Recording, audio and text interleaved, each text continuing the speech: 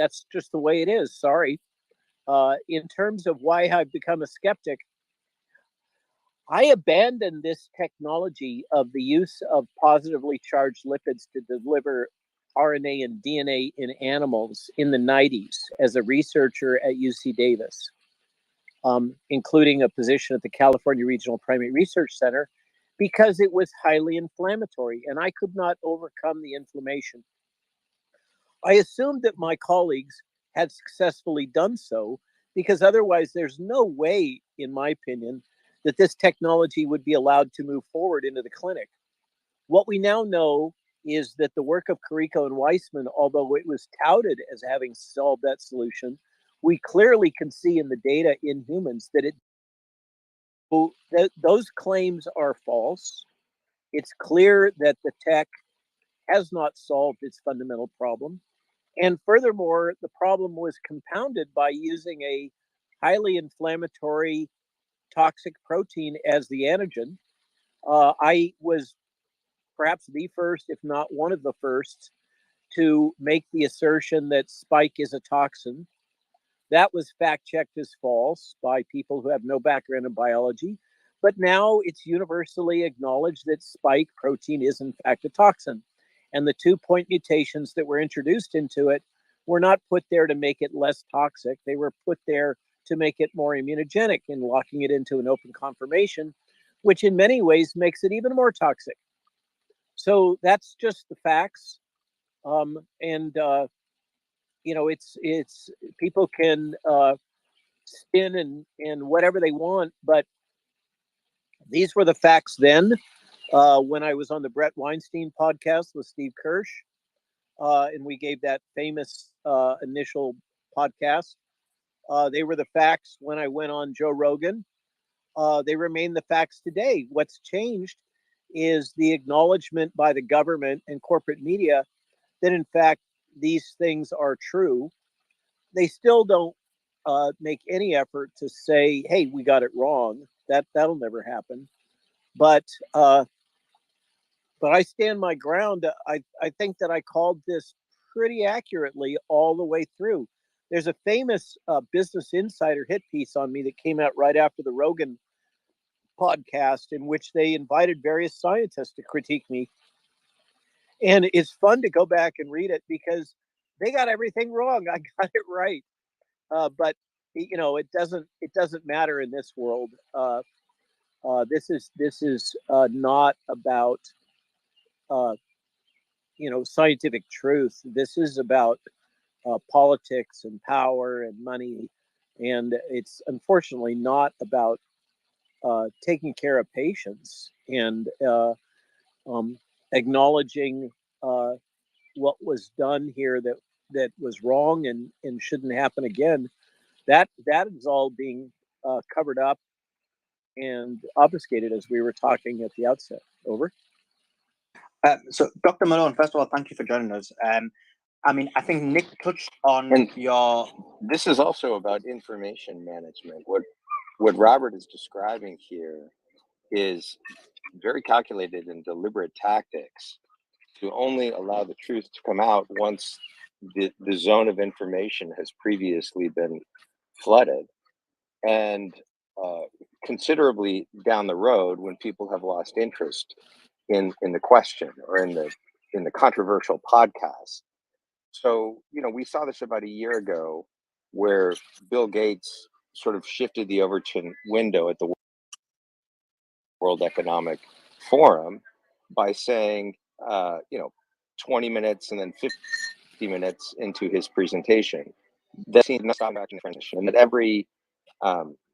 the early claims of efficacy were overblown and efficacy was only short-lived. And you might wonder, was Gates doing a 180 on vaccines, the world's biggest vaccine promoter, suddenly coming clean and admitting that these particular products did not deliver as initially promised? No, he wasn't, because all that was prefaced by the unsubstantiated claim that the vaccines have saved millions of lives, which is, of course, what people are going to remember. And it's just a very late in the game admission. Once people have sort of moved on from that controversy, once the damage has been done people's jobs have been lost. In some cases, people's lives have been lost.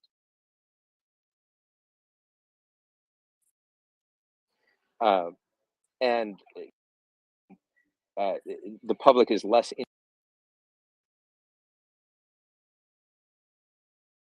interested in broad question than they were, let's say, a year prior, 6 months prior. Then they can slowly kind of ease also the internal contradiction by admitting one or two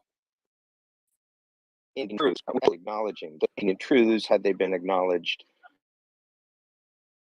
first known, would have changed the entire trajectory of what happened to us during COVID. So in that process, Yeah, there's this never Aaron, a retrospective the key admission. word, the key word is this is a limited hangout. Limited You hangout. have to Yeah, understand limited hangouts Exactly. to understand how the intelligence community and the masters of the psyops operate. You have to understand the concept of limited hangout, where they acknowledge a truth that is becomes self-evident, but then they continue to obfuscate on other things that are untrue, or to hide things that are true. This is all information warfare, just as you're saying. Over. Yeah, no, that's exactly right. You know, it's it's the difference between saying something like, well, you know, we made some mistakes in Iraq trying to bring democracy to the region, and those mistakes are rather regrettable, which frames you know, that particular foreign misadventure as well intentioned and obviously trying to do the right thing, but you know, human fallibility being what it is, we didn't get everything exactly right. Versus saying we lied to you over and over again, knowing that it was not true about weapons of mass destruction, and then we flooded the zone with propaganda to convince everyone that you know, if you didn't support this particular war, you didn't care about the people who died in the Twin Towers, and you weren't truly American. Um, and then we went and killed hundreds of thousands of people, and subsequently destabilized the region. So, I mean, you know, both of them are the first thing is the limited hangout that Robert is describing. The second thing is a more unvarnished version of what actually happened, sticking just to empirical facts. So, Dr. Malone, I got a question for you. So, first of all, first question was, before we get into the actual meat of today's space, you mentioned to Nick that you were banned. How long were you Twitter banned for on Twitter due to your anti-COVID stance? About a year. I was allowed back on abruptly without notice. And by the way, so I was summarily banned simultaneously by Twitter and LinkedIn about 2 days before I went on Rogan to do the hit, and then Rogan broadcast that shortly thereafter. He expedited it on New Year's Eve, as I recall, of 2021. I think, is that right, or was it 22? I think it's 21. And then when Elon Musk bought Twitter, you recall that Jay Bhattacharya was invited in to view what we now call the Twitter files one Sunday by Elon. And my account was reactivated about 3 days later, as I said, without any warning or alert or anything. It was just suddenly live.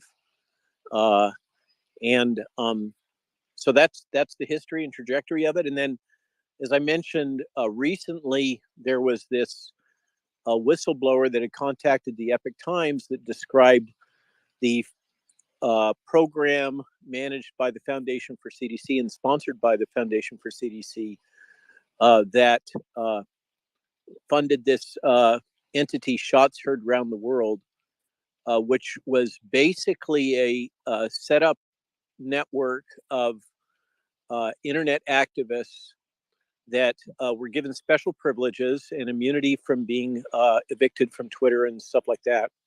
And there would be broadcasts sent out, emails about who needed to be attacked, and who to this group that had been assembled. Emails saying this particular physician, you should write to their board and try to get them decertified.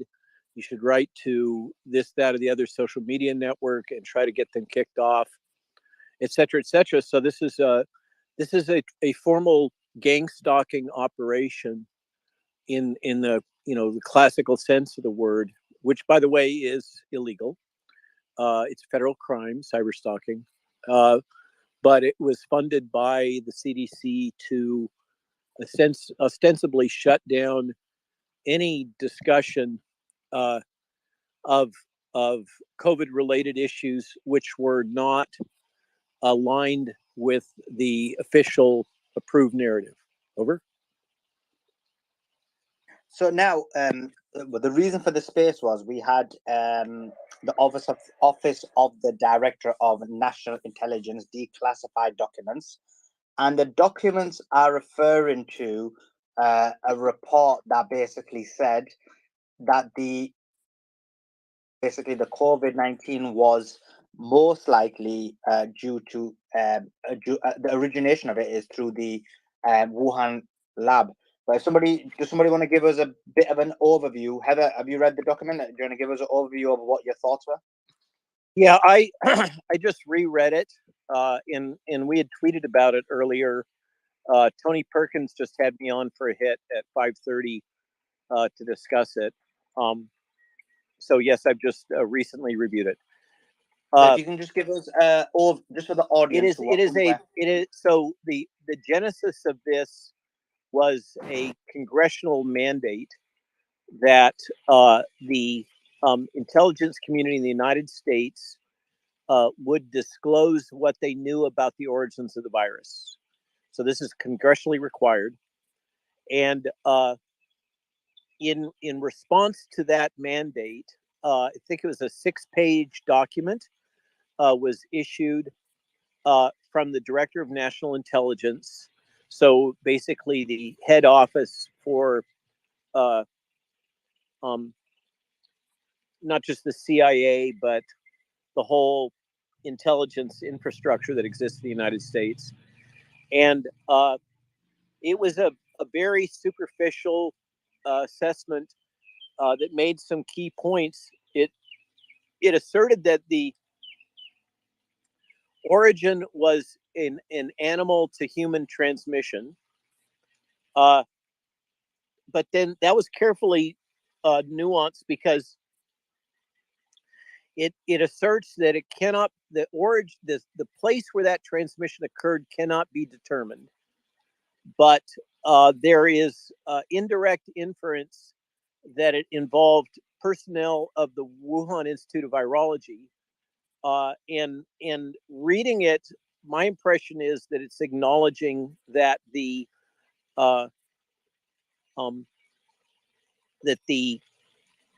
initial infections occurred from a lab animal origin to WIV personnel. It categorically denies that it is a bioweapon or that it is engineered. Sorry, Dr. Malone, I think you were accidentally muted. Please continue. It's the bottom left-hand side to unmute. Yeah, I didn't unmute it. This is another Twitter Spaces glitch.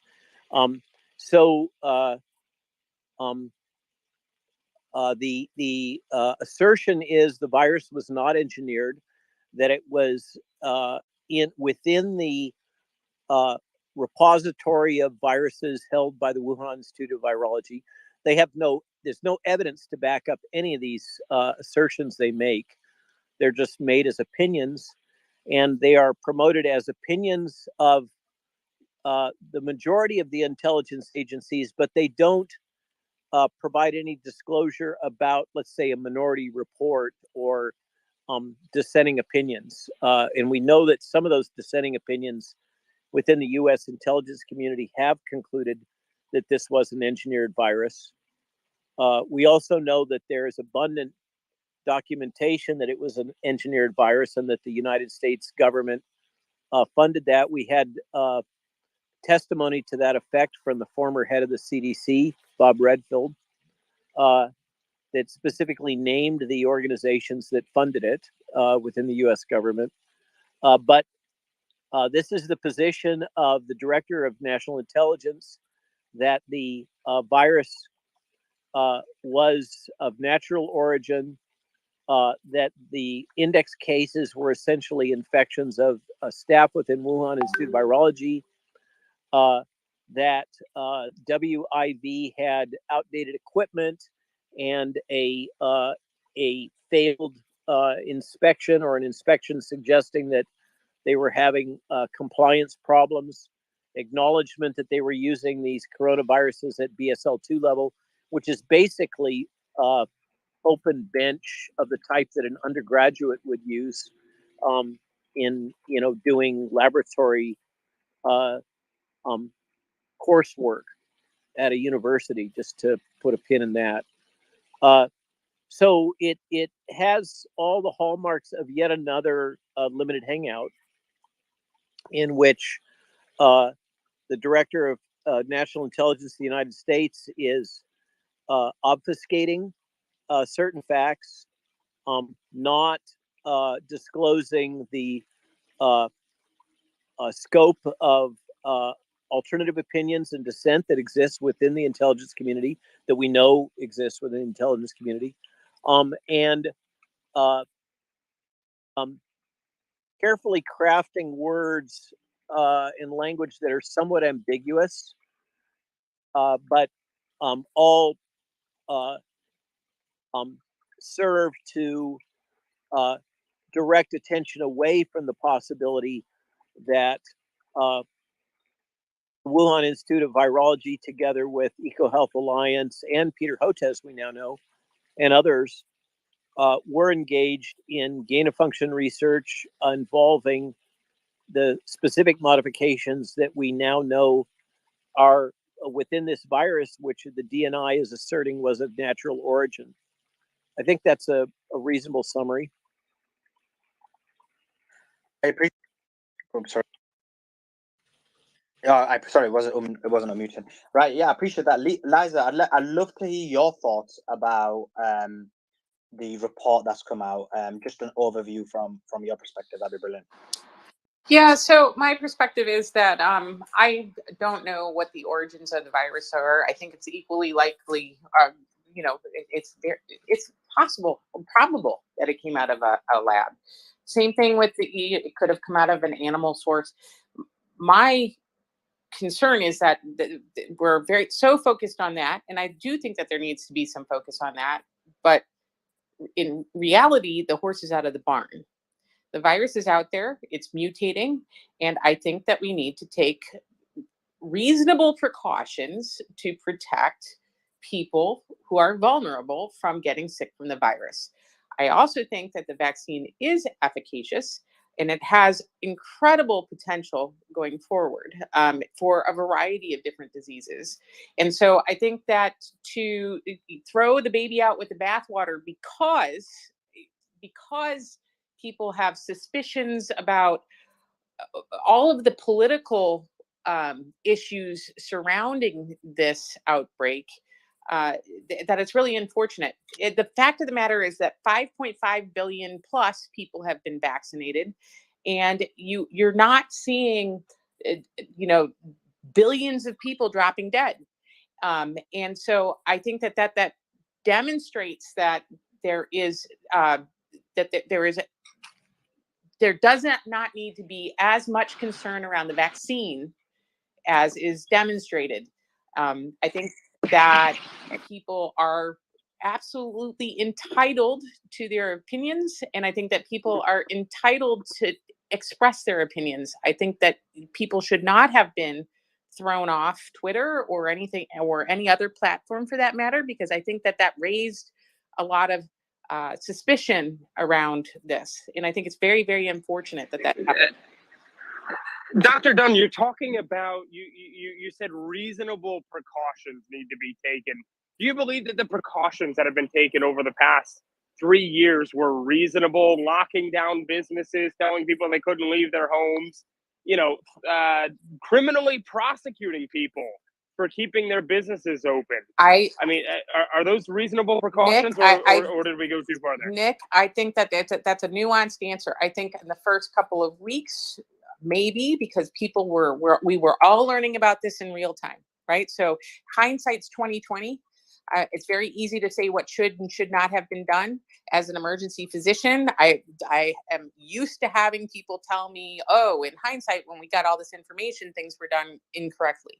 So, but I do not think that schools should have been shut down for 2-3 years. You can't get those years back.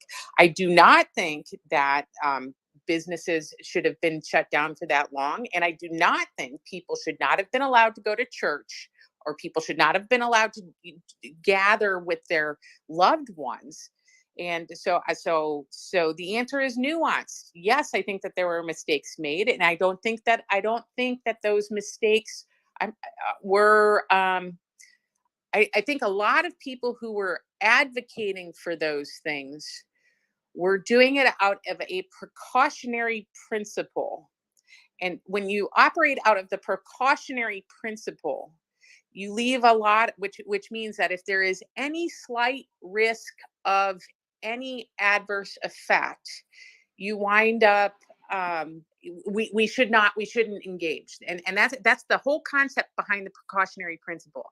So I'm hearing this in retrospect about how everything was managed with the pandemic, and I believe it was managed very poorly. But the same thing can be said about these vaccines. There's a precautionary principle being promoted about these vaccines, and these vaccines are really, really important. And I think that I challenge what you're saying. The recent publications indicate that we have a serious adverse event rate of 1 in 500.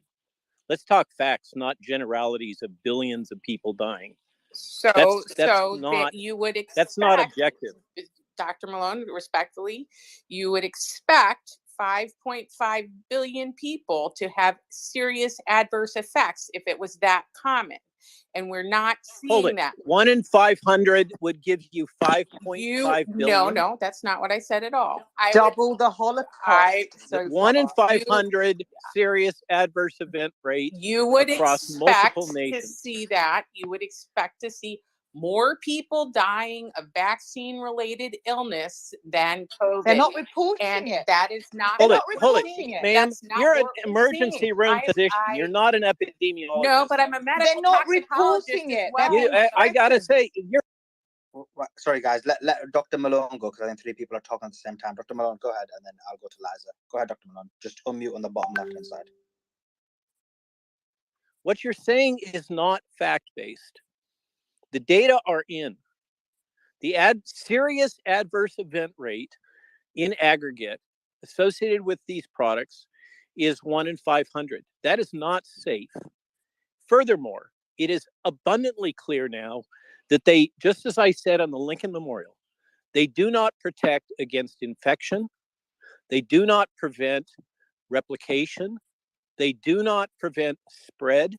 And the latest data, as demonstrated at the CDC, is that multiply inoculated individuals are at significantly higher risk of clinical hospitalized disease. Those are the facts. And the latest data also suggests that if you have been vaccinated and you've had the disease, that you are more safer against getting reinfected as well. So I that's not. I don't see. Show me what is that paper, true. Because I haven't seen that. Oh, paper. Okay, that is what out I've of Qatar. It's out of previously Qatar. infected. It's out of Qatar 2022. Out of Qatar 2022, New England Journal of Medicine. It's hybrid immunity. I just wanted to chime in really quickly because, I agree with what Bob was saying. However, I think that we step back and look at the risk. I can't hear Bernard. Particular, Dr. Bernard. Yes, Dr. Bernard, you're breaking up significantly. You're breaking up significantly. If you want to start your mic. There All are right. some, there are some not a facts problem. that are being elided here Not a problem. in this conversation. The data on hybrid immunity, which is why no one is even arguing for hybrid immunity anymore. The studies on hybrid immunity have not shown any clinically meaningful benefits. They show an elevated lab level of antibodies, but that has not translated into any improvement in preventing infection, transmission, hospitalization, or death. That is patently false. That is patently those are the false. facts. No, and I will pull the study and I will put it in the nest. That's not true. Titers Not true. are not It correlates has nothing to to protection. do with titers. It has nothing to do with titers because, as you know, the immune system adapts to a variety of different mutations. And why you see breakthrough infections is because of the mutations in the virus to which your immune system responds. And moreover, there is a study that demonstrates that previous infection with previous coronaviruses that caused the common cold actually protect you against SARS-CoV-2. So, we knew this may, at the may I, outset. may I Okay, speak? I'm going to drop off.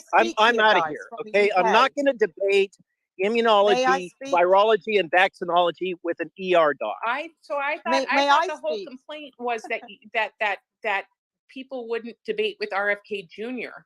because he wasn't qualified. I'm also a toxicologist, by the way. May I speak from the UK? I'm just a nurse. I think May I- anyone. Go ahead, Kit. Go ahead. I don't give a shit about credentials. I'm a May doctor. I speak? Whatever. May I Everyone speak? can speak. Yeah, go ahead, Kate. Yeah, so look, I've been a nurse for 37 years. I was the first one in the UK using all the evidence on a radio show that I was working on to report on this. And I found that there were all vaccines were mandated from December of 2019 in China. I'm listening to all of these people on here who are spouting their qualifications and their letters after their names and where they work. And I've never heard such bullshit in all my life. I was on the streets. I led the rallies in London. I was on the streets with 1.5 million in London. I haven't had any of your COVID shots. When you talk about antibodies, let me just tell you something about myself. I had a really aggressive cancer 11 and a half years ago. I declined chemo, radio, tamoxifen, Zoladex. All the studies said I'd be dead in 5 years. So did some of the experts. I didn't. I went a different route, and that was my wake-up call. I've also got a diploma in nutrition to the lie that is bastardized science on modern medicine. And you're all on here debating about some kind of virus and antibodies when antibodies are nothing more than toxicity. Everything's there. You're all spouting about all your qualifications because if the lie gets exposed with your bastardized science, that's your qualifications down the pan. Nobody's listening to it. We can all see what's going on. Over double the amount that died in the Holocaust have died as a consequence, minimum, of this bioengineering shot. It's not a vaccine. And just to point out to the lady that was just speaking, telling everybody all her qualifications, like we're supposed to be like, oh, we have to listen to that. Some of the most educated people I've met recently haven't got a single letter after their name because they've done their due diligence. Just to say, no vaccine has ever been proven safe. No vaccine has ever been proven effective. No two vaccines have ever been tested together for their efficacy either. And you're going on and on about all of this. And yet nobody's reporting that all of these people that have died from this COVID shot, they have to tell you, it's called a tacit agreement in law. They were telling us on the news in the UK, doesn't stop transmission, doesn't stimulate an immune response, might make it less if you get it. Get what? So I'm 58 years old this year. I was amongst 1.5 million people. I've not been sick. I didn't have any COVID shots. None of that. Yes, I have colds and coughs. It's the way the body detoxes. I've had flu a couple of times. One of the reasons that I consult patients all the time on nutrition, patients that haven't had flu for years and years and years, generally when they get cancer, they fall off a cliff. I am listening to this and these so-called experts blethering my qualifications. I'm this, I'm that, where I work, because you're believing your bastardized science. This is all nonsense. This has nothing to do with your medicine. It's nothing to do with a virus. This is all politics. Okay. It's all political, So, which is why they. So can I ask you a question? Hang on, just to say, they've shoved up in the UK. They've shoved up the retirement age.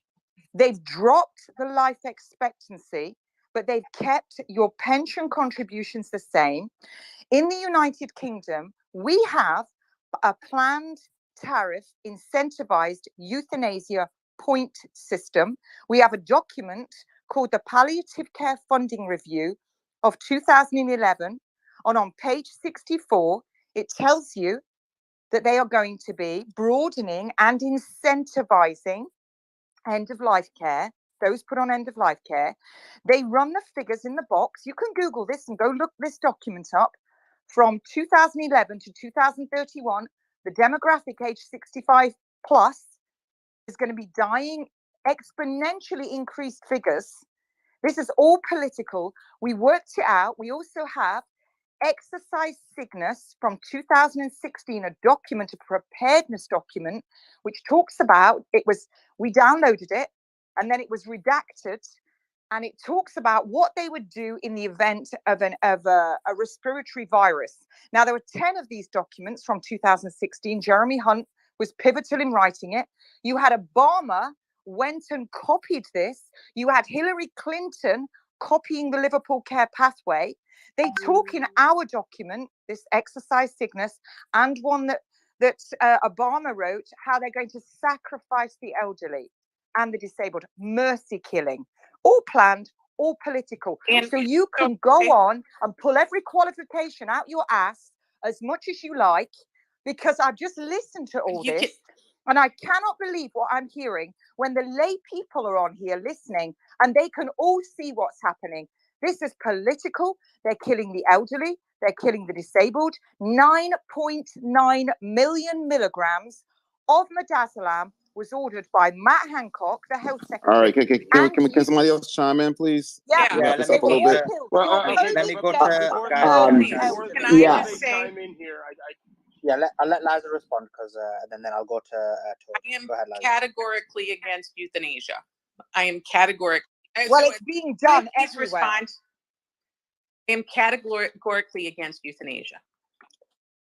I will also say, like I've said on many of these spaces, that the 20th century was the most amazing time for scientific innovation and humanity, because we increased our lifespan by 30 plus years. In 1900, 45% of the population farmed, and we lived to the ripe old age of 45.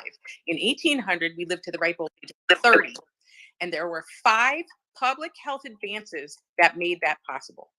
And those 5 public health advances were water sanitation, food security, vaccination, antibiotics, and vector control.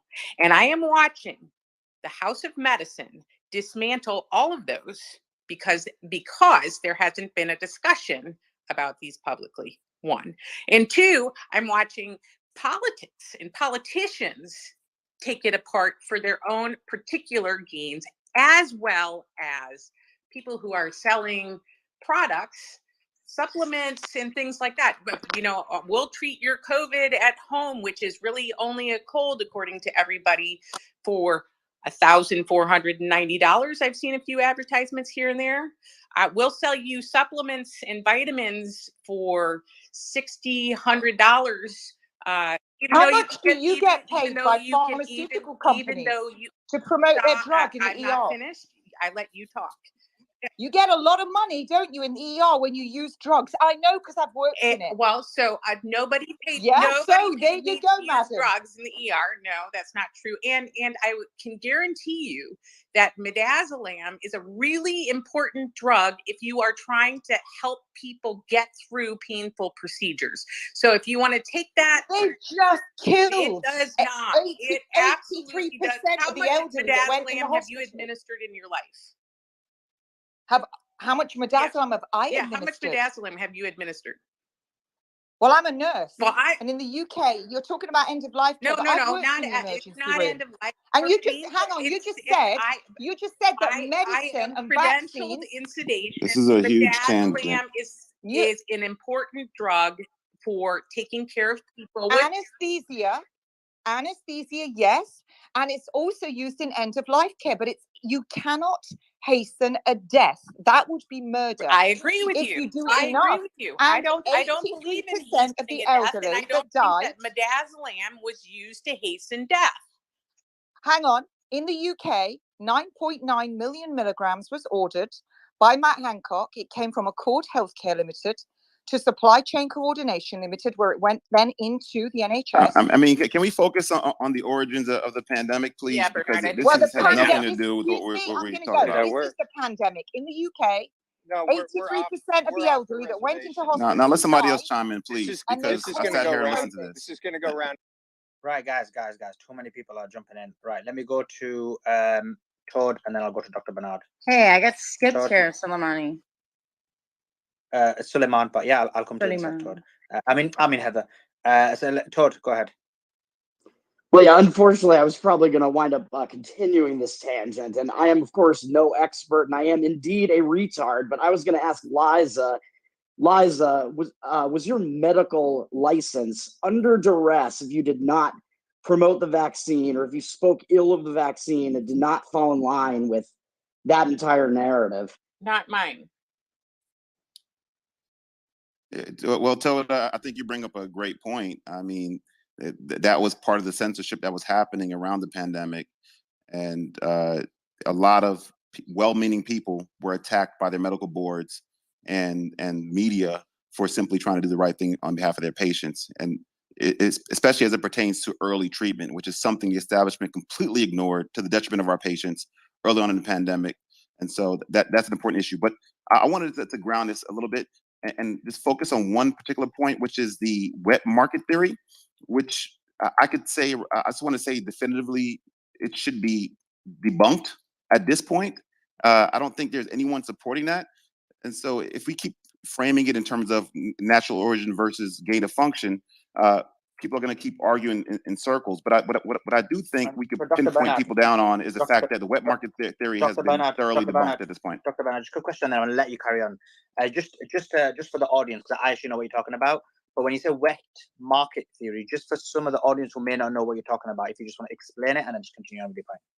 Yeah, quickly, in Wuhan, they attributed the initial outbreak of the virus to a wet market there, where they were presumably sell wild animals. And the theory was that somehow the one of the animals, maybe a bat, through intermediary of some sort of caused a pandemic. I think based on all the forensics thus far, I mean, just objectively speaking, ain't no damn way it came from the wet market at this point. I think that's been pretty thoroughly debunked, but I don't think people are actually speaking to that. So they're framing it, but before it was wet market versus gain of function. Now it's natural origin versus gain of function. I think people who are promoting the wet market theory and shoving it down our throat need to be held accountable and held to task for that. And Bernard, I'm going to state here for the record, I agree with you. I agree with you as well. I don't know if it was mentioned earlier, but on the origin question, there was another newsworthy item a week or two ago. Michael Schellenberger reported, and the Wall Street Journal confirmed, maybe somebody can put this up in the banner here, that so-called patient zero, the first identifiable person that had this virus, was from the Wuhan Institute of Virology. And in fact, the first three identified individuals, this was based on some declassified documents, first three individuals that were infected with COVID in 2019, at least that have been identified so far, all worked at the Wuhan Institute of Virology. So this is another piece of forensic evidence, clearly pointing in that direction. We have genetic evidence with the furin, so-called furin cleavage site, this strand in the virus that appears to have been engineered.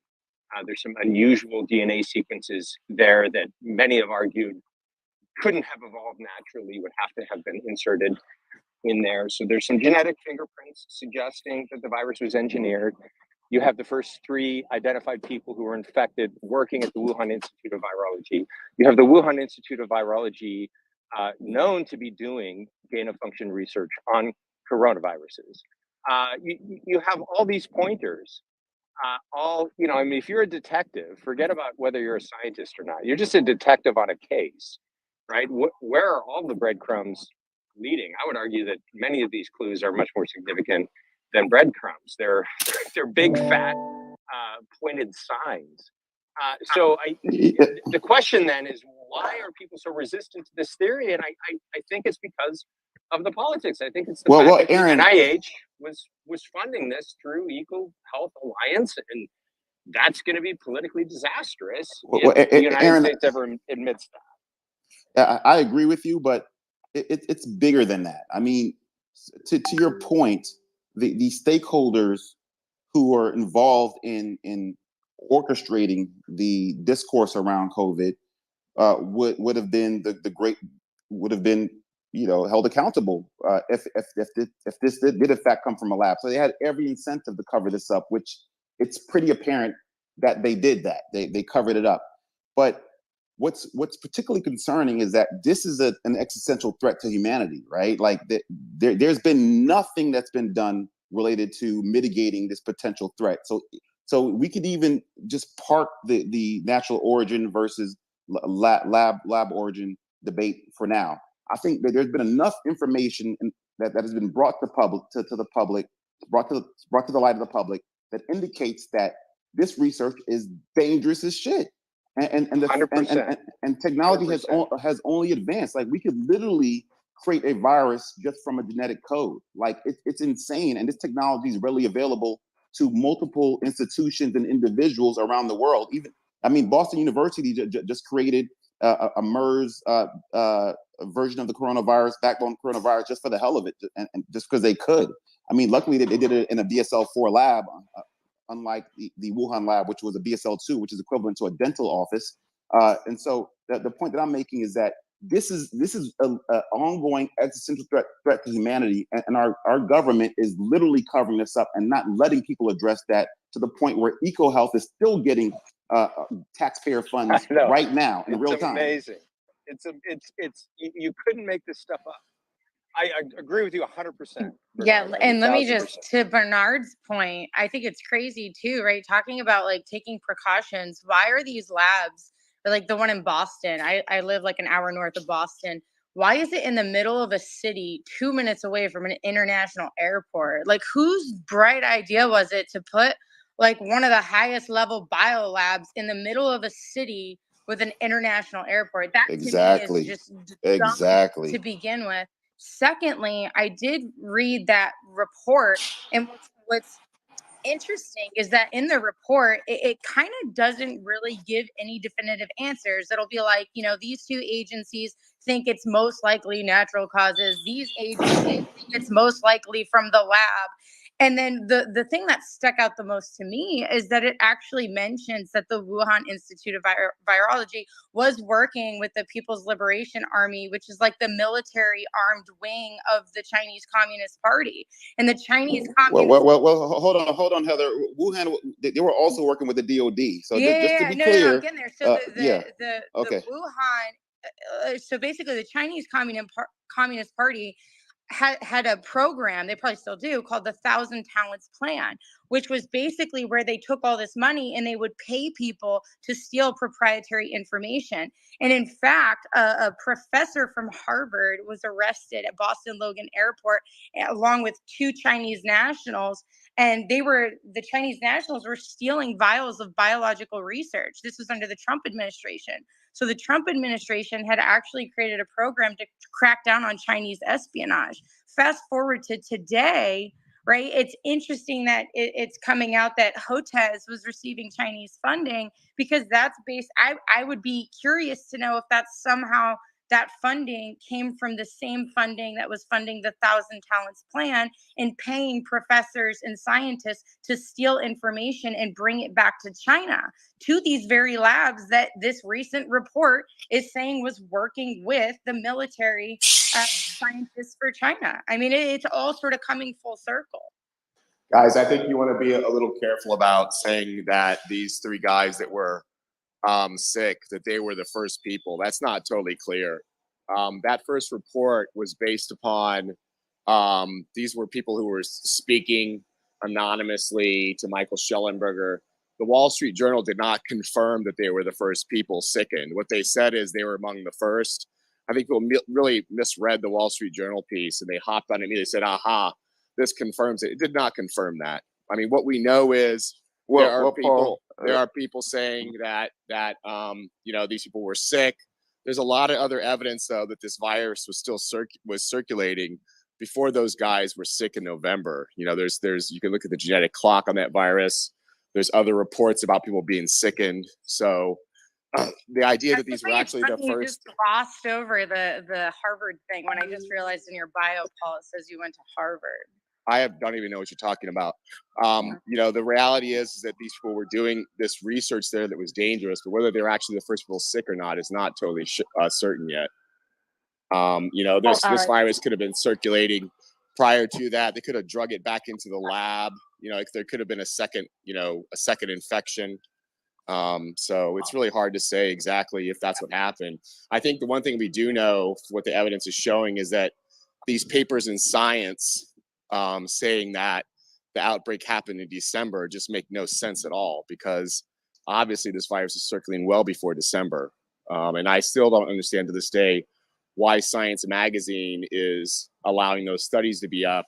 And if you'll notice on Friday, Science, this writer named John Cohen, writing for Science, wrote basically an attack piece featuring the Chinese scientists saying, I didn't get sick, we tested negative for SARS.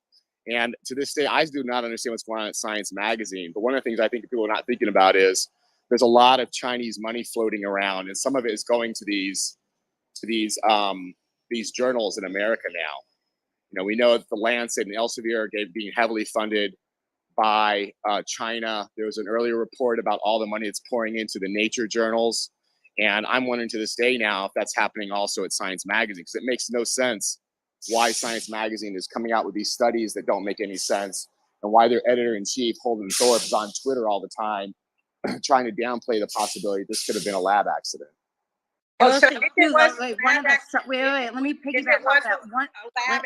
Lisa, let me piggyback off that, because one of the largest Chinese real estate companies pledged $200 million to fund 3 research facilities at Harvard, Brigham and Women's, and it was like one other university. So not only are they funding these like different publications or whatever, they're actually going straight to our universities, and Chinese money is paying for facilities and research. And then by way of the 1,000 Talents Plan, they're also stealing taxpayer funded research.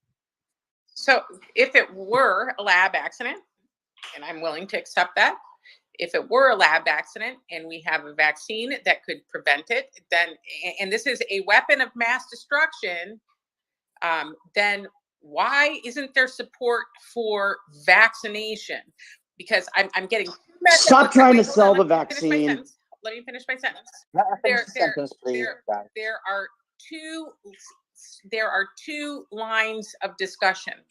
The one line of discussion is that this is a mild cold. Why are we overreacting? We can treat it with outpatient medicine and over-the-counter things like vitamin D and zinc. Or this is a weapon of mass destruction, and we need to shut everything down, and we need to absolutely mandate that everybody follows a certain protocol for treatment. No, So what? Liza. So Liza, the question the is framing it. 1 second, framing it Aaron, as let a Liza weapon of finish mass and I'll come to you. destruction. the question Aaron, let is Liza finish and I'll come to you. Go ahead, Liza. the question was this a serious enough breach to shut everything down, or No. is it just a common cold that we can treat with vitamin D? And the suspicion around everyone who is trying to come up with a solution to prevent this from getting worse has been sown by people with a variety of different agendas. Can I weigh in here? Because when it comes to the coronavirus, it was proven in 2005 to be efficaciously treated with hydroxychloroquine. That was proven in the NIH study. Chloroquine worked, it killed coronavirus.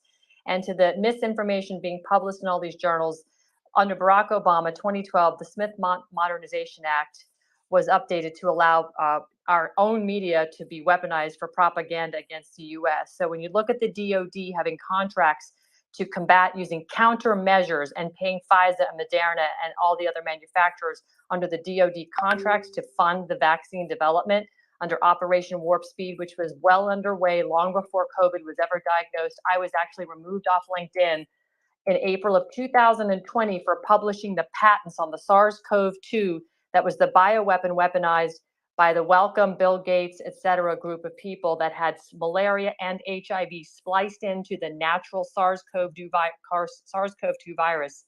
This is what we're dealing with. We're dealing with the United States government and corrupt biolabs all over the world, including in Ukraine, which is all connected back to this Russian operation. This is wholly an attack on humanity, and it's being led by some group of people out of the World Economic Forum in concert with the public-private partnership of agencies. And the fact whether this came out of a lab in Wuhan or was leaked somewhere else, the fact of the matter is it was also weaponized into shots and put in 5.5 billion arms. And the fact that we haven't lost 1 billion people is a blessing, but we've lost a lot more. The DMED database, the Department of Defense's epidemiological database alone, has startling statistics. In the first 11 months of 2021, this is the gold standard database for the US military of all branches. They track all disease states, all-cause mortality. Do you know that chest pain alone went up by 1,529% after 11 months of the vaccine? The shortness of breath, 905%. Acute myocarditis, 285%. Acute heart attacks, 269%. Pulmonary embolisms, 467%. And I can go on with strokes and everything else. HIV, 590% increase. That might have to do something with the COVID virus itself, which causes clotting, which was an epidemic, and HIV may have something to do with the concomitant increase in IV drug use because of the absolute state of mental health around the world. People are in a permanent state of panic. Is this all to do with They are in a permanent state of panic. And I will contend that if you think that people like Paul Offit and Peter Hotez are conspiring against you to promote something that will kill people, you absolutely don't know those two men. You absolutely don't know the people who are scientists, who had families that were shut down, weren't able to go to school, who decided to get together and try to make this better. This is a true division of our society that we have to figure out in order to move forward. Because so Lisa, let's be clear on this point. The vaccine issue is not the same issue today as it was at the onset of the pandemic. I think that's pretty clear. We can all agree upon that. But the discourse, or at least the policies that are coming out from the Department of HHS and NIH, CDC, FDA, they're acting like this is the same original wild type variant that occurred before, and completely ignoring the science on this altogether. And so, like, we keep talking about vaccines and whether or not we should give them. I think at this point, most of the population, particularly under 50 with no risk factors, there's no reason to even discuss it, because most everyone's been affected, right? And so we're talking about a very small portion of the population. Yet our government is not acknowledging natural immunity. They act like it doesn't exist, and they're not acknowledging that potential harm that they're doing going beyond the actual science, meaning that they studied these vaccines in people that were completely naive to the virus or prior vaccination, yet that they're advocating for these vaccines, completely ignoring the potential increase or likely increased risk in those who've been previously infected, which is pretty much the entire population at this point. And so there's a degree of malfeasance that's happening right now that is definitely being pushed by pharma, because you can look at other countries I don't think that the people in pharma or the people that I know in pharma are trying to push a vaccine that is going to harm people, that's going to kill people, that are going to do anything. I think the people. No, they're not. They're because they pay you to say that. So there are the people who are pushing alternative medicines are doing the same thing. There are people who are charging $1,490 per patient to treat them with vitamin D and zinc as an outpatient. There are people who are out there selling quote unquote thrombolytics over the counter with no FDA approval. You know just as well as I do, Bernard, that causes brain bleeds, right? There's no randomized double-blind controlled study for this supplement. There are plenty of people that are absolutely capitalizing on this pandemic that are pointing at big pharma and the scientists who actually tried to stop this disease in its tracks. Big pharma is very problematic. Hold on here for a second, okay? The guy who was behind Operation Warp Speed, there were two guys running. One guy was military. One guy was from GSK named Moncef Slaoui. He was head of research at GlaxoSmithKline. When I was in the Senate, I caught him lying under oath before Congress about a dangerous drug, which I think had been removed off the market from most places. I think it's a black box warning in the States. It's a drug to treat diabetes called Avandia. That drug was killing people, right? Moncef Slaoui knew it because I wrote the Senate report where they knew that this thing was increasing not just cardiovascular problems, but cardiovascular death. GSK knew this in their own reports after it was published. Slow down. After it was published in New England Journal of Medicine by Steve Nissen, right, that this was causing cardiovascular problems. This guy then turned around and lied before Congress, and I wake up one morning and he's in charge of developing the vaccine. A guy who lied before Congress. Please tell me where GSK came up with the mRNA vaccine. And Paul, why do you have me blocked? I probably because you're a pain in the ass, and because I block people who are pain in the asses. So I don't know what this has to do with this, but this guy lied. This guy lied. You have me he lied blocked before you Congress. Disagree with me. He lied Paul, before Congress. What's your stance on vaccines? He lied. Paul? Just slow down. He lied before Congress, and then what do you mean? What is my stance on vaccines? That's one of the dumbest questions ever. What's your stance on pharmaceuticals? It's a dumb question. What's your stance on vaccines? What's my stance on vaccines? What's my stance on pharmaceuticals? What's my stance on medical devices? That's a dumb question. That's a very easy question to answer, Paul. No. How about the fact that the COVID vaccine isn't a vaccine? They had to redefine the definition of the word. For you to come in here and lie and call it a vaccine. That's what it is. It's genomics. It's messenger RNA. It's never been approved for regular use. No double-blind placebo studies. What kind of doctor are you? Who do you work for? There were double-blind controlled randomized studies that looked at over 70,000 people. There were not. Don't compare them to placebos. They compare other vaccines. Stop lying. One second, Dr. I don't know who this woman is that I've blocked. I wrote the BMJ story, the BMJ investigation about the problems in Pfizer's clinical trial. Well, you seem to know a lot about me. I don't know anything about you except you're obviously obnoxious because I blocked you on Twitter. Because I block people who are obnoxious and get their facts wrong. That's what I do. Good. Yeah, Paul, who funds you? Oh my God! Hey, Who I want to know funds if you? Lisa would support removing the. Right, guys, 1 second. Too many people are talking. Let me go to John. John's not had a chance to speak yet. Go ahead, John. Thank you very much, Mario. It's if she speaks every other time, she gets 50% of the entire broadcast. Now, Liza, if you're honest and if you're true, will you join me in signing an IRB to get the immunization registry and correlate it with the death certificate database? Will you do that? It'll be over in a week. I would have to look at it. I don't sign things. What do you have to look at, Liza? It's I very don't simple. know what There's you're a registry talking of about. immunizations. I don't sign things that I don't read. Okay, well, it's a general statement. I'm not going to write the whole thing up for you to then say you're not going to sign it. Right now, will you commit to a correlation of the immunization registry with the death certificate database? We will find out in 1 week. We'll use the brain trust of this entire panel, and we'll figure it out. Instead of everybody bickering, the government has the data. They've been withholding it. All these papers are ridiculous. The Pfizer trials were 3 years ago. We have 200 million people that have been vaccinated. We have the data. The government has it. They won't have give it to us. 5.5 billion people who've been vaccinated. That is We're talking about the United States. Now, don't 72% interrupt me of the with world's ridiculous population has been reports. vaccinated. You are ridiculous. We're 1 not second, John. seeing Let, 1 in let, 500 of them drop dead. John, let Liza finish. Go ahead, Liza. Finish your 72% point. of the world's population has been vaccinated. You are not seeing 1 in 500 people dropping dead.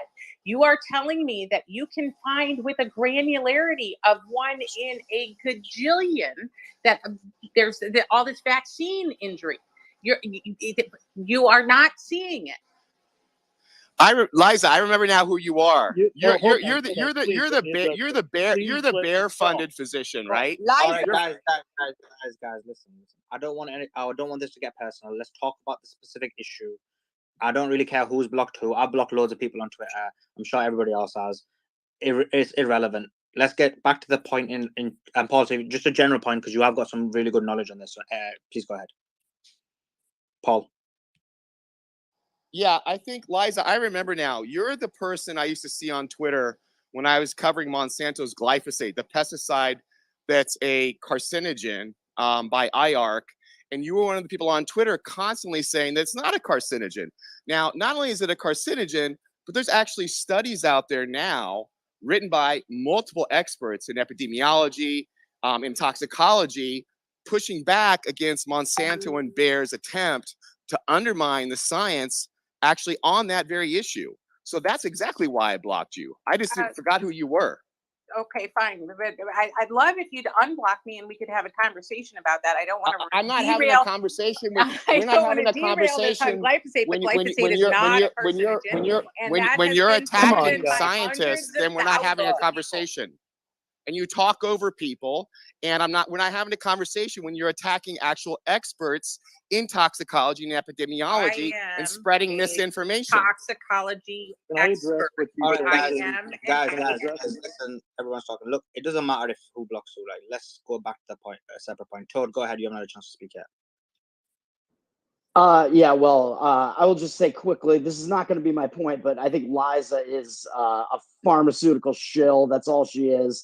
Right. Heather, you're in Boston with me. Hit me up sometime. Bingo. But I will bring this. I will bring this back to the origin debate, or not really debate, the origin issue a bit. And I will say that, like, last year, there were definitely certain moments where we saw the mask slip, and we saw the people who were directly involved in this kind of let some information slip there. And you can kind of follow that trail and determine, like, what is most likely. At least what most likely happened. Like, you saw Fauci on national TV at one point last year. He completely admitted that they were funding gain of function research in the Wuhan lab. And he even tried to downplay it by calling it, he was saying it was not gain of function of concern, which is really just this type of language that politicians use to try to just sweep things under the rug. So I think we know absolutely they were funding gain of function research.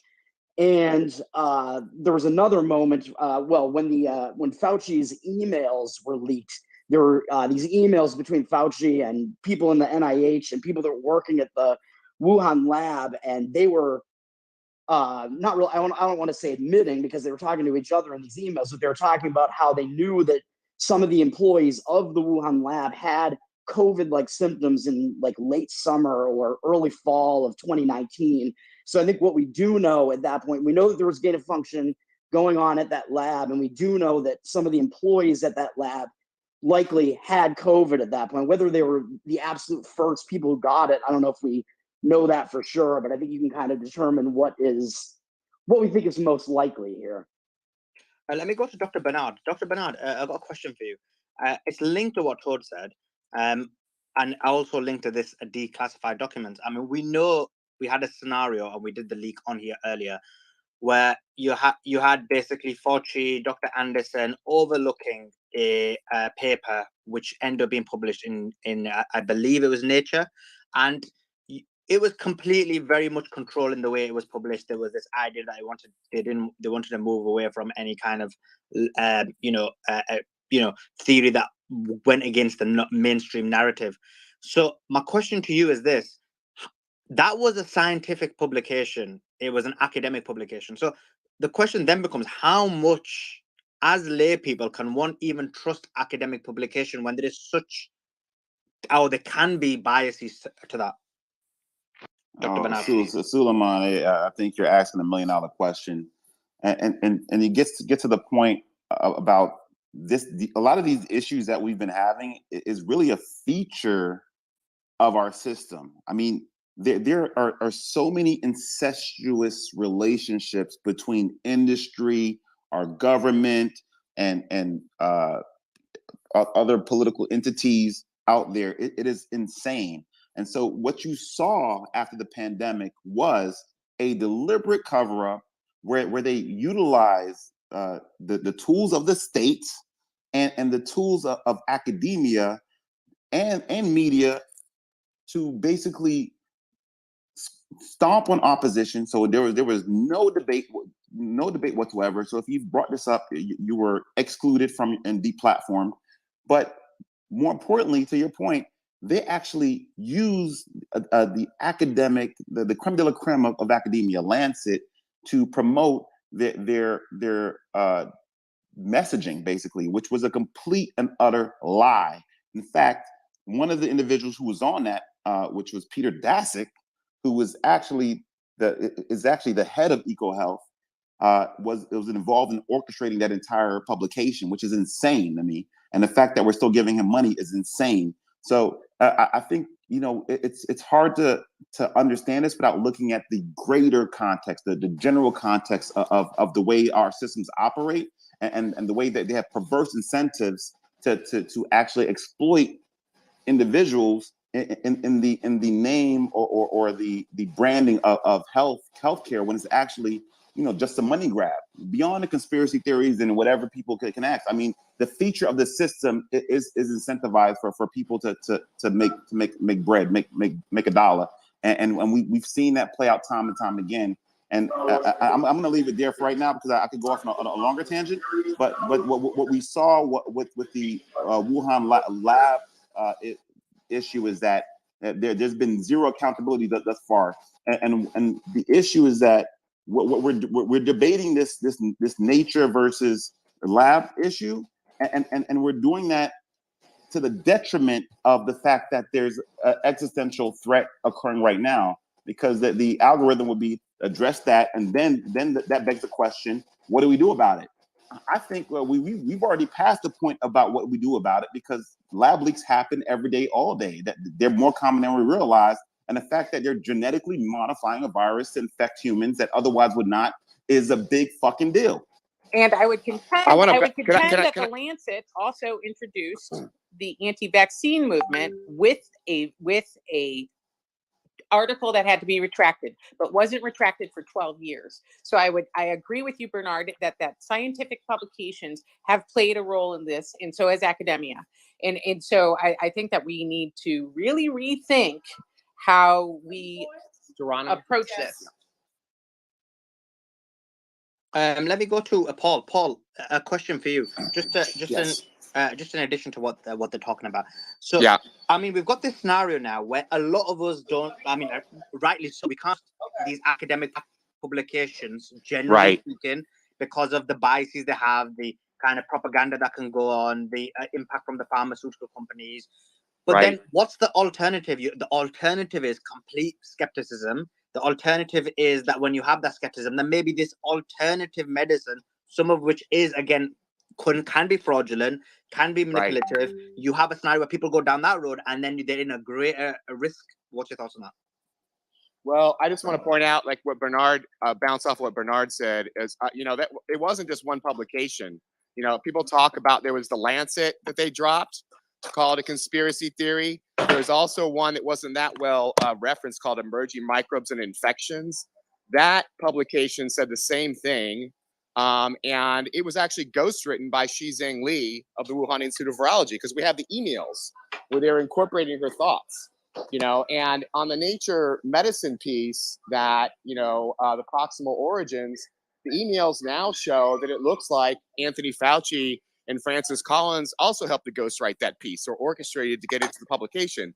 So there's 3 pieces that dropped early on in the pandemic, all calling a conspiracy theory. So that's why I think it's a cover-up. Now, I think what we don't know to this day is, did they cover up because they knew what happened in that lab, or were they scared that people would start asking questions and be like, wait, why are you guys sending money there?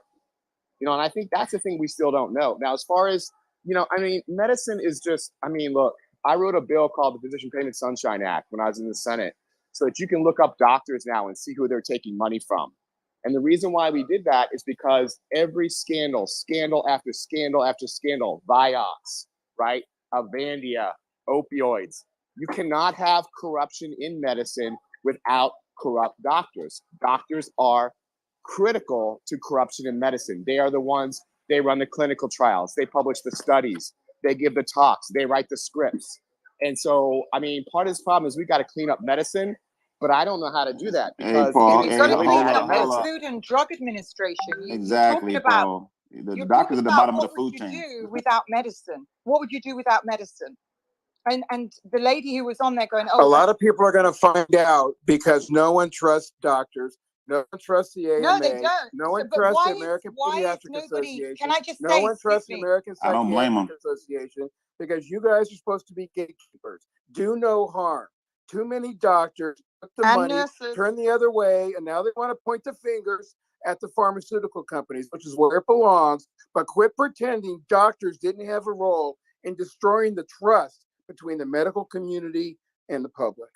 Hey, Doc, I guess you're not really a doctor because you're coming for us, but just to be clear, I'm a doctors are human. chiropractor. I know I Okay. went through all the same Okay. pre-med There you education go. you did, Bernard. I didn't learn about pharmaceuticals. Whoa, Right? chill. I learned Pump how your to brakes, treat dog. people with Pump your brakes. vitamins I didn't look at and your profile, nutrition bro. and exercise. All the things that were recommended and worked against COVID. Don't come And and All right, Doc. condescend against me. Hey, Doc. every- Hey, Fucking Doc, prick. you're coming for all me. You're disease. coming for me. There's too many people talking. Let Dr. Bernard respond. Go ahead, Dr. Bernard. Yeah.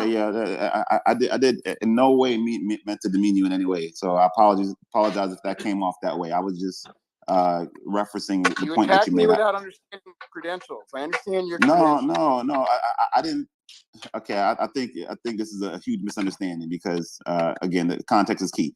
But just to be clear, the doctors are human too, and what we found is that the doctors are susceptible to propaganda just like everyone else, and I've seen that this with my own colleagues as well. Like they parroted word for word what the FDA, CDC, and I told them to say.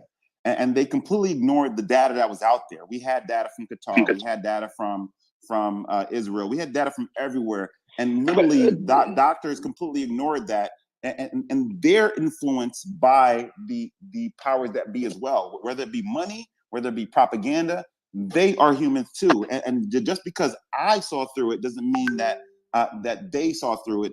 And institutionally, yes, we have issues, but to sit here and try to pin this on the doctors who are the least have the least power within the healthcare system. Like we don't have any power.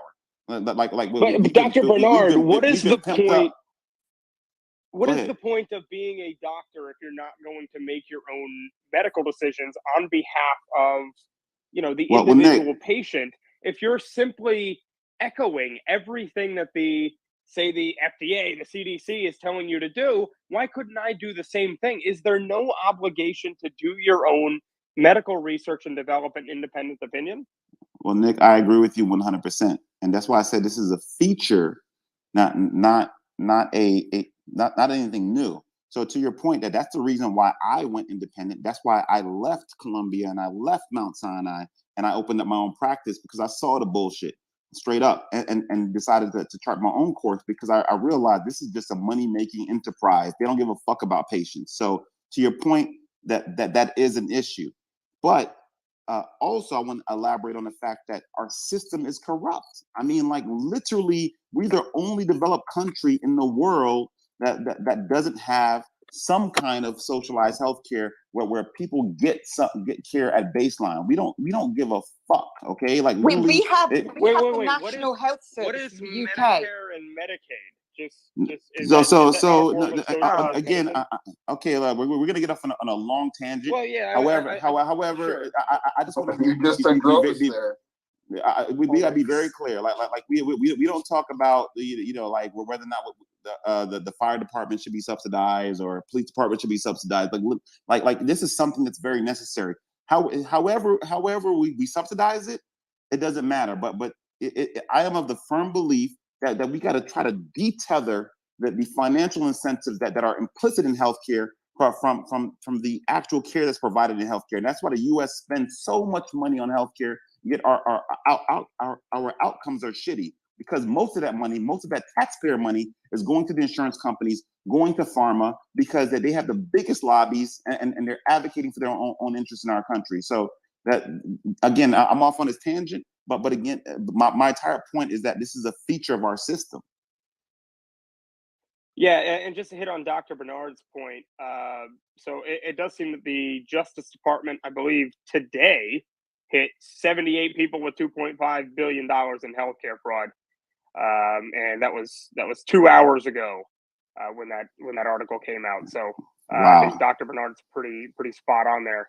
I'll pin that to the desk here in just a second. But one of the difficulties that medical students and residents find themselves in is that they are $250,000, $300,000 worth of debt, and so they are not allowed to express their opinions, because if they express their opinions, that goes against a particular hospital interest, for example, they can find themselves in hot water. So I think that they're supposed to be there to serve the patient interest first, not the facilities and not the doctors. Right? Doctors have an option to work outside of that system, Liza. I agree with you. No excuse. No excuse. Quit making excuses. When was your job on the line? When you had $300,000 worth of debt? I will tell you. Well, I went through law school and chiropractic school, as well as undergraduate degree in economics at UCSD. So I paid for my loans. Good. So did I. I paid for my loans. Joe Biden to pay for my loans, and I'm not here crying about them. I'm not here on behalf of Big Pharma. I am not here crying about them or student loans. What I am telling you is the problem is not how loan. The problem here is not the loans that doctors have to take. People with families will not put themselves, are reluctant to put themselves at risk. What about Dr. Jay Bhattacharya? What about Dr. James Thorpe? What about Dr. Kirk? Right? All these doctors who had ethics, which you don't have, clearly walked away from their... Guys, calm down, please. Doc, I'll let Liza respond to you. Go ahead, Liza. Could I weigh in here as a doctor who lost my job for... Yeah, let me go to Liza and then I'll go to whoever said that. Go ahead, Liza. I absolutely... Hey, Liza, before you speak, I got to give a big shout out to Carolina and medicalcensorship.org. She's actually going to bat for a lot of doctors that lost their job over the bullshit. Yeah, they shouldn't have lost their job. They shouldn't have lost their job. There should have been an open discussion. People should not feel like their lives and their livelihoods are in flux. So I think there should have been an open discussion. I think that there should have been a lively discussion about all of this up front. This distrust of the whole apparatus of the United States is at risk because people censored people.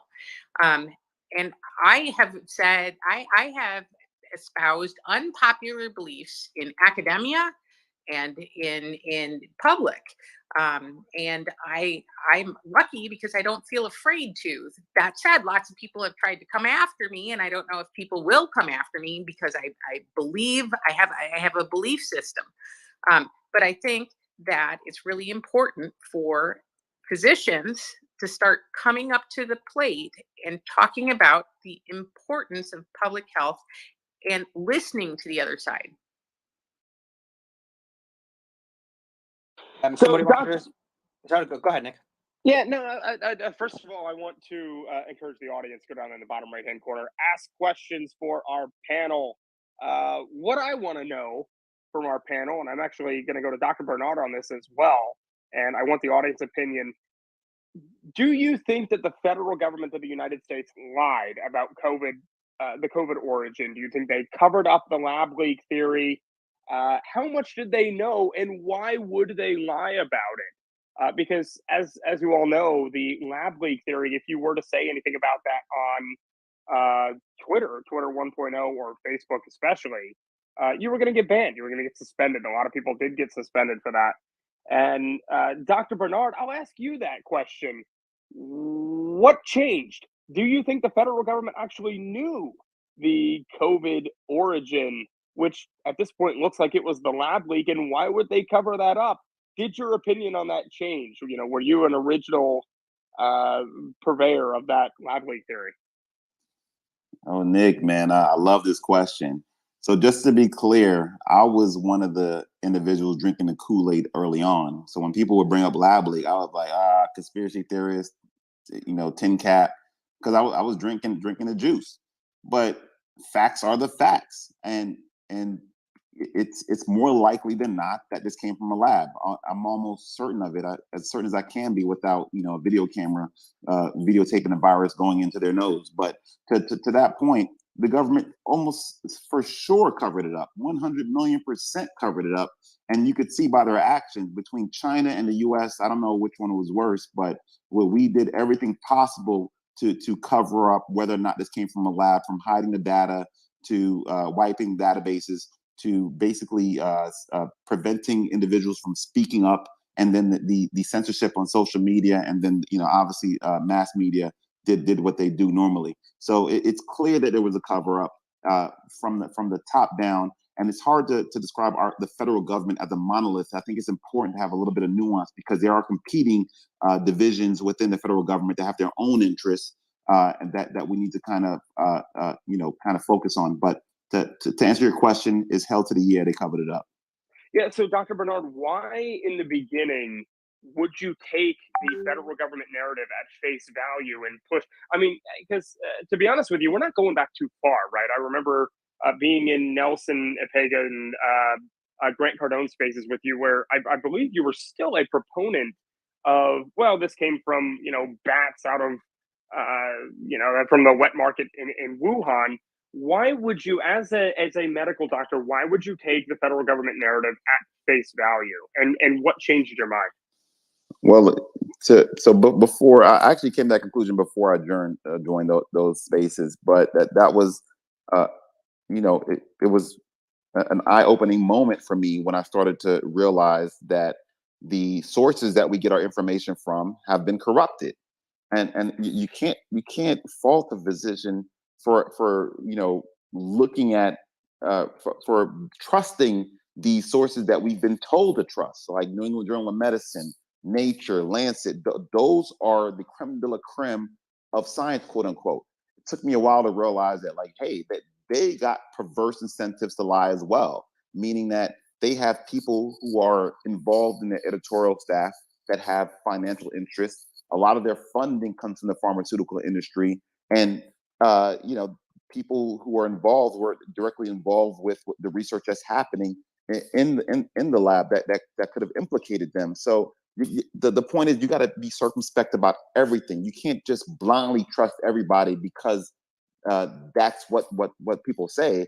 Yeah, you gotta have an immense level of critical thinking, because most academics can look at a paper, critique it, break down the literature down to the statistics, but very few go that extra step, and they don't look at the actual raw data. They don't look at the background of the scientists or where the research was done. It takes a higher level and a high degree of focus to do that, and that's just not possible for most physicians providing clinical care day to day with patients. Let me go to Alpha. Alpha, you had a question? Yeah, I appreciate it. First, I want to say my heart goes out to everybody that has suffered from a vaccine injury or has lost a loved one because of the vaccine. I saw that we have RM Lindsay that's in here, and I know she's gone through hell with it. My question is to the thoughts, especially those that are pro-vaccine, now and then. Is in July of 2022, Dr. Deborah Birx was on Fox News and came out when she was shilling for Paxlovid and said, we knew that it would not prevent infection. Now, this is a doctor that was working side by side with Anthony Fauci. How can anybody with good conscience now still stand behind anything that they're saying about the vaccine when people were literally being told, and they moved the goalposts, month after month throughout COVID, that you literally have someone that was at the top of the food chain telling you, we knew it wouldn't work. We forced you to make that choice for your kids to go to school. We forced you to make that choice to keep your job. We forced you to make that choice to travel, but we knew it wasn't going to prevent infection anyways. And with that, if you still stand by it, explain to me why, if you have a doctor telling you that it doesn't work.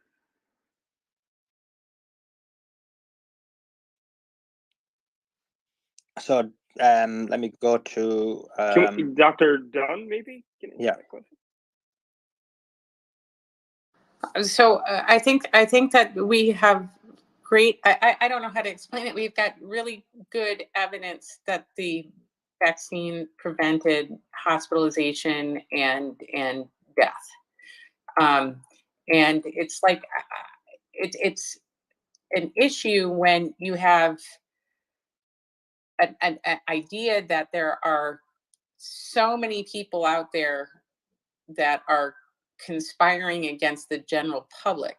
I think that I guess I'd like to say that we were all in this together, and we are all in this together, and we've got to figure out how to move forward and preserve the best science out there, the best science that was able to protect us from a variety of different diseases over the 20th and 21st century. And so my question is, if you don't believe pharma and you don't believe the government and you don't believe anybody who has academia, who are you going to believe? And what are we going to do about that? Because we as a society have to kind of move forward together. And I don't know how to best answer that question, but I got to say that I'm worried about the future, my children's future, and the future of all of us. We've got to figure out how to get back to baseline. Yeah, so there's a point to be made here. Hold on real quick, Chief. I want to wrap up my question because I did wait and I never interrupted anybody. But you have people that had adverse reactions and people that died from it after the government told them this will prevent COVID. And then the government came out and said, we knew it wouldn't prevent COVID. Why should anybody trust a doctor after that point? And why should anybody trust the United States government when the government went and publicly stated, and Suleiman, if you guys want, I could put the clip up in the nest for people to see it if they've never seen it. How can anybody trust, and how can any doctor tell their patients the next time, let's just hypothetically say another outbreak comes before the next election, how can any doctor in here with good conscience push anything that the government tells them without doing their own independent research or relying on something that has been tried and tested for over 7 or 10 years? No, I understand. That there are also all sorts of pharmaceuticals that have been on the market for over 10 to 15, 20 years that lots of people have questions about and make claims about. So the overall question is, I'm going to actually ask you right back: who do you trust and why? And how do we move forward as a society? Are you going to trust just your neighbor to be giving you medicines or food or whatever. This is an existential issue, and we need to figure it out. I'll answer it, and hopefully other people will take to this advice. The way I will do it is, one, I looked in, and there's things now that are called patient advocates.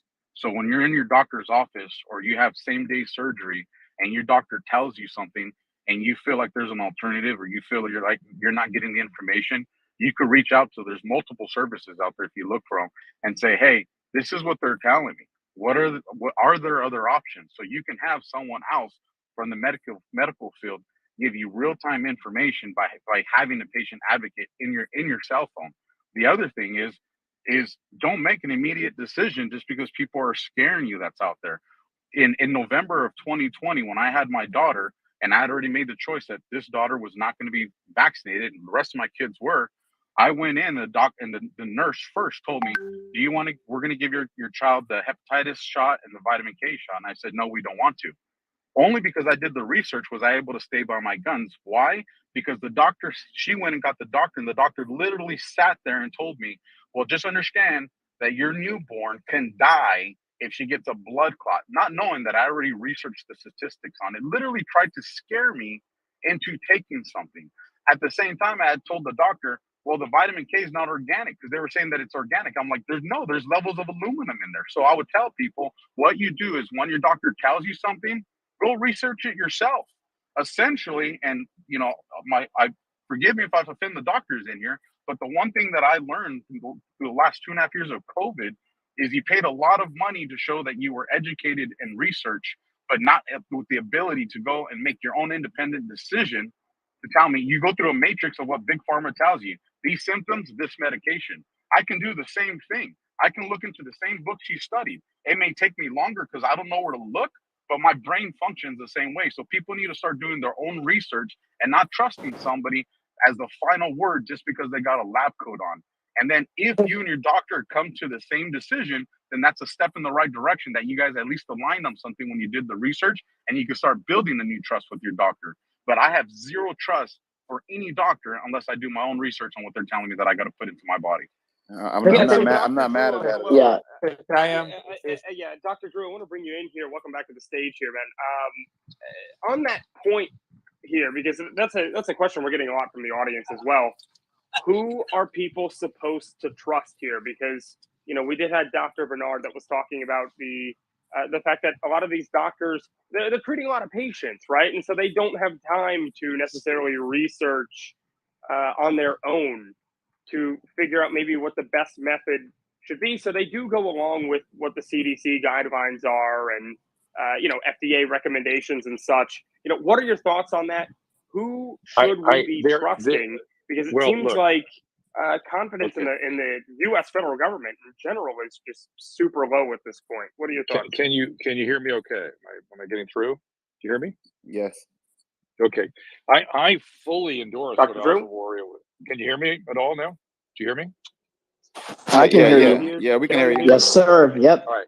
So I fully endorse what Alpha Warrior was saying. The fact is, that is how we build trust, is by you have a motivated, informed patient who collaborates with the doctor.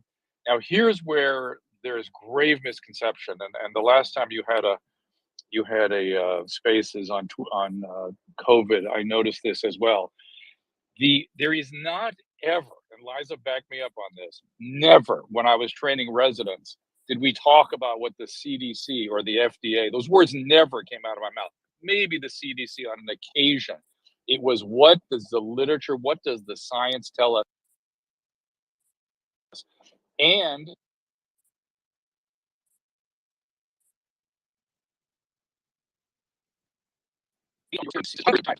Dr. Drew, can you hear me now? Am I back? Yeah, sorry. Yeah, we can hear you now. You dropped out. Broke up a little bit. That's fine. You do. I'm going to break up again here in a minute, I think. But you do not see a physician for their knowledge base. That goes without saying. You're going for their judgment. They have seen these things hundreds and maybe thousands of times, and they're updating their reasoning based on what is currently available. but you are going for that doctor to make a call, a judgment that's in the best interest of the individual sitting in front of him or her. There's grave misconception because of all this focus on data and epidemiology and is the literature accurate or not. It is judgment for which you see a physician. And that judgment should be based not just on years of experience in thousands of cases, but on the collaboration with the patient in front of him or her. Liza, back me up on this. I'm always glad to see you here. Am I saying anything that is inaccurate? I absolutely think it's a question of judgment, and I think that the practice of medicine has been absolutely destroyed by this virus. I think that the trust that patients have with their doctors has just been completely undermined. I disagree. I disagree, Liza, with that statement. I think that people do not trust institutions, and they're asking questions. I mean, I haven't seen no large drop off of people going to the doctor or ignoring their doctor's advice. But I think people are rationally asking questions and getting clarification before they decide to take a medication, rather than blindly trusting their doctor And I who is saying, "Here, take this." I 100% believe that there should be a conversation with the doctor. 100% believe that, Bernard. I think that there should be an element of trust. People should be free to ask questions. People should be able to bring their own research and have a conversation with the doctor without feeling like they are somehow second guessing things. That's how you create an open, trusting relationship. And I think that Exactly. that's been lost. And There's healthcare. one issue. There's one issue I want to point out, though. So 95 times out of 100, when a patient brings in a stack of data, they're just telling me the sky is blue. We of course do that since the second year of medical school. But based on my judgment, this is why I'm making the call for your particular circumstance at this particular moment. But the problem, Liza, is the system right now is not allowing physician judgment, taking away the caretaking. And as you mentioned, somebody mentioned earlier, the time that the doctor has to do this work is non-existent. And so the system fights doctors doing their job. And this has been going on for a long time. And the source of that was insurance resources. You are It's another 100% correct about that. You are 100% Yep. correct about that. Yep. That the doctor-patient relationship has been usurped by electronic medical records, where the doctor is talking to a computer and instead of the patient. And so, and once again, I don't want to derail the whole conversation, but this is the seed of the problem. That it's everybody talks about big pharma, but what about big hospital, big insurance, big all of this stuff? It's there is a fundamental problem in American medicine right now that Liza? needs to be addressed. Here's how you restore trust, Liza. Great. Your most efficient unit, again, is the well-trained, caring physician and a well-informed, motivated patient. Nothing gets more efficient than that. And everything you put on top of that encumbers that. Agreed. I agree, but here's how you restore So trust. we've gotten off topic a little bit. I'm sorry, but that's been bothering me for a while when these COVID spaces open up. Yeah. I want to bring it back to some of the censorship that's been going on, and Carolina has been leading the way on trying to get other voices that have been deplatformed into the discourse. I just want her to chime in real quick. Thank you. First of all, Lisa, I've offered many times to you to just take a look at the data. I know Dr. Bernard was in the very beginning of the spaces, that we hosted with Dr. Urso and Dr. Rogers and all of these incredible people that were, just looking for the facts. So I don't think that it's a matter of us, having to agree to disagree. It's a matter of looking at the information that is being suppressed.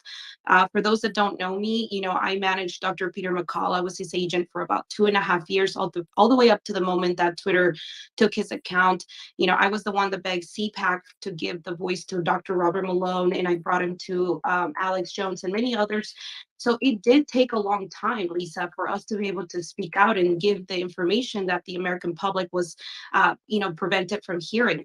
It took us a while to be able to provide the facts and data. And now I'm having to be facing a problem that not very many doctors are helping me with, which is a vaccine injured. You can't ignore the fact that there are millions of people right now that are suffering and can't find somewhere to go to get this type of help. So if I provide you this information, Lisa, would you change your stand? Because I mean, I don't think that we're that far off. I think we're both looking for the truth. I think a lot of people just want to find the truth, whatever that is.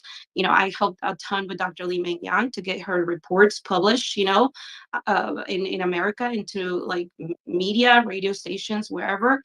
And there is a huge inconsistency of the origins of this COVID. So why don't you help me by taking a look at what we have and then make a decision later? I am absolutely happy to look at anybody's papers. I will absolutely look at everything. I think it's an important thing to be able to discuss things openly without feeling discriminated against. I will contend, though, that I have been on spaces with Dr. McCullough. I came to this space with Dr. Malone, and he left. I've talked to people like Paul Offit and Peter Hotez and things like that. I've read the literature, so I am absolutely open to changing my mind if I'm wrong. So please send stuff to me. I'll read it with an open mind, and hopefully that helps. I would also And encourage. to Liza's credit, I would also encourage. Let me just go.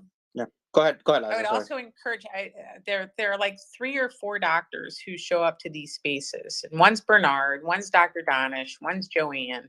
I would love to have some other doctors come up and have a civil discussion with people who disagree with them. I think it's really, really important. Yeah. Liza, to your credit, you go into the fire and you go into hostile environments to articulate your point, and you just like me have shifted over time once you've gotten new information. So I got to give you props for that. But what I've noticed is that this entire pandemic has been politicized, right? It's really become a DNC versus a Republican discourse in the U.S. to the detriment of the science. And well, what I've noticed personally is that the conservative faction, I'll just broadly characterize that. Obviously, there's a lot of nuance and caveats there. They've been more open to opposing points of view. Yes, you and I get attacked. I get attacked all the time. I got DMs already of people saying that I'm stupid and childish, but that doesn't matter. But what I've been seeing is that on the other side, when it comes to the liberals, they just do not tolerate anyone questioning the establishment at all when it comes to things like national immunity, the origins of the pandemic, vaccination risk. They just don't allow folks any room to just ask questions. They just say that you're a conspiracy theorist. Shut up, and that is not conducive to building trust, and that is the antithesis of science, because you have to question everything, and even if you believe something, you have to then question it even more, but before you even settle down into a stance or perspective at all. Because I personally have shifted in a number of ways since the onset of this pandemic, and that's because I've entertained new information and I've vetted that information, because at the end of the day, you have to look at the information that's out there and be careful not to factor in garbage information, because there's a ton of garbage out there. And we as physicians and scientists need to understand that empirical evidence doesn't just come from academia or the establishment. It can come from elsewhere. And this was the evolution of science in real time, right? So we're Yes. seeing things evolve in real time and learning together and all of this stuff. And that's why dialogue is so critical. So I really think it's very, very important that people talk to each other, and people not the idea that you're presumed innocent, that this is that there is critical. You not presuming that somebody has a malevolent idea about you, and So the rhetoric needs to get dialed back, and we need to have a civil conversation. So, Dr. Lee, Lee Mengyan, I'll bring you in here because you were one of the earliest COVID whistleblowers about especially the Chinese government's cover-up of the how bad COVID was and where it originated. I want your opinions on this. Did the Chinese government know where COVID originated? Did they actually believe it came from bats that were purchased at a wet market in Wuhan, or did they know that this was a lab leak? What are your thoughts? Thank you, Nick. So first, yes, I know that for sure Chinese Communist government, and I mean not all the people, but definitely a handful of important people, including President Xi Jinping himself, clearly know where it comes from, because this is not from nature at all. I mean, we can make balanced debate for all the time, but finally, this is like the forensic examination. So the fact is, Chinese Communist government know where it come from, and this comes from the military and military civil labs. So this is lab origin, and this virus is not come out by accident. Okay, so Agreed. so what you're saying is this? Did you say this virus did not come out by accident? No, because you should understand the background of the Chinese government. This is a tyrannist government which have already centralized the power. And the thing is, when they want something such a, I mean, you can say you don't understand why they make coronavirus as a novel unrestricted bioweapon. But if you study their theory, their military theory, you will know they want unrestricted bioweapons. That means everything you know benefits in your life, I quote their original word, can be weaponized, and also to avoid the evidence in front of the international court, the counter by weapons, which will cause less death rate immediately, will be the better choice. So the thing is, Chinese government, especially in the past 10 years after Xi Jinping become president, develop their new bioweapons, and they have their bioweapon program as a national strategy. And so finally, this kind of product cannot escape by itself or by a certain lab spillover and then cause the Wuhan outbreak at that time. The level doesn't match the fact. So the thing is, if you check all the evidence, even when we check the DNA reports, as we want to discuss today, actually they have clearly mentioned certain evidence which point to the simple lab leak is not that valid. And also we know nature origin is not that valid. So now our target is how this virus come out, and we should focus on Chinese military's role in the COVID origin.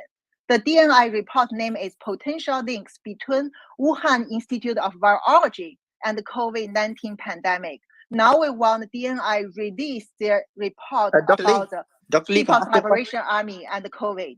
Dr. Lee, can I ask you a question? So, yeah, I mean, I think in terms of the lab leak theory, of course, there's a lot of evidence to suggest that it was leaked from a lab.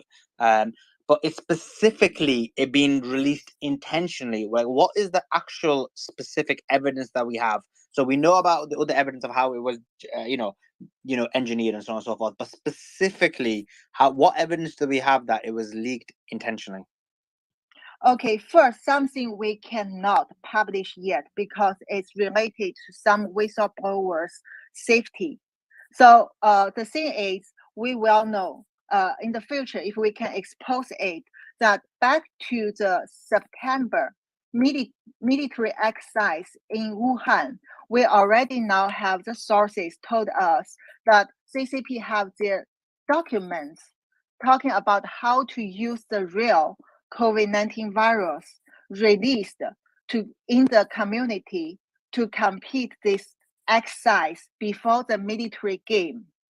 That is one of, you can say, the indirect evidence to show that they are willing and they decided to use real virus to infect human to complete their operation secretly. And also the other thing is, we know that from back to January 1st, I have my firsthand information from China CDC, the principal investigator. At that time, they already know there is no lab leak happened in Wuhan. So here is a background knowledge.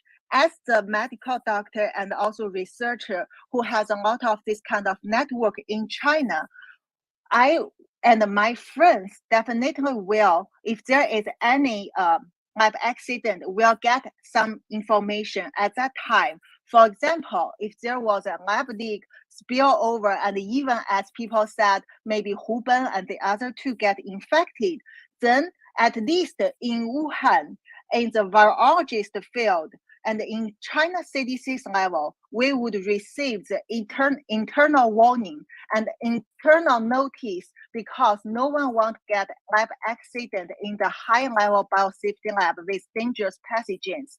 And the Wuhan Institute of Virology should stop their work, clean the lab, and also quarantine the people. If not, the whole WIV staff should already get infectious at that time. However, none of this happened.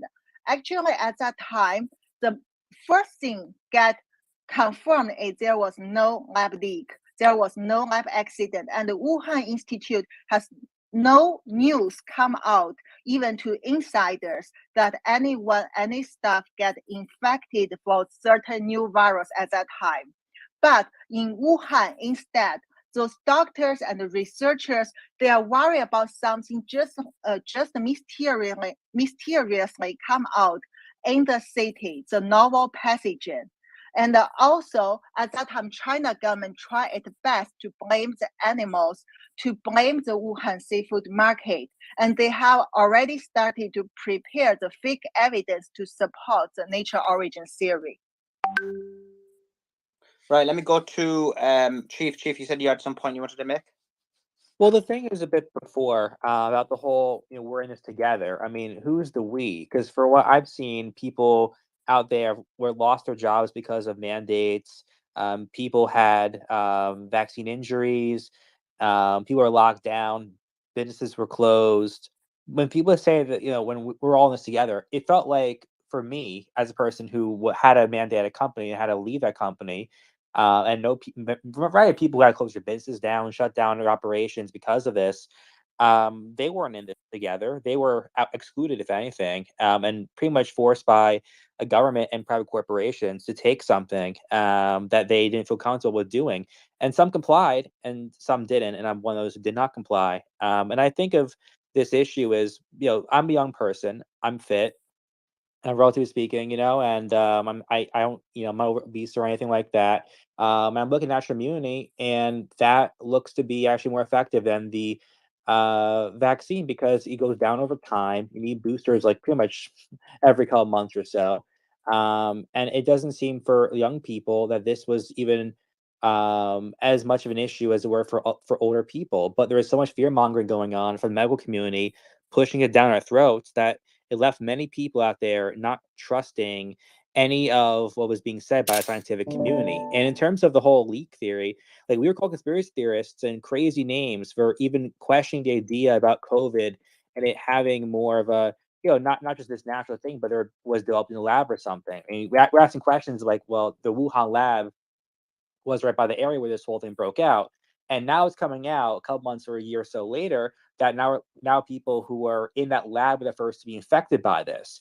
So all these ideas and questions we had were dismissed as crazy conspiracy theories and ramblings, but it turns out we were correct. So when we keep getting put down by the government, by experts, by scientific community over and over and over and over again, and it turns out that we're right again and again and again, it's just making the distrust a lot more. And it's really a question of how, on a larger scale, can there ever be some sort of recovered trust when they're always attacking people as crazy and things like that, instead of actually trying to go in with good faith. And I think a lot of times that people just don't understand that people out there have legitimate questions and they're trying to learn things and figure things out for themselves. And whether they're right or wrong, they have every right to go and look for that information. So until that point is conveyed to the experts who call us conspiracy theorists and crazy and all of that, I don't think this is ever going to change. And if anything, will get worse over time, unfortunately. And I don't think people who had questions should have been called conspiracy theorists. And I don't think that people who had legitimate ideas and wanted to do research and all of that are conspiracy theorists. The reason why I say that we were all in this together was that this was science in evolution at this.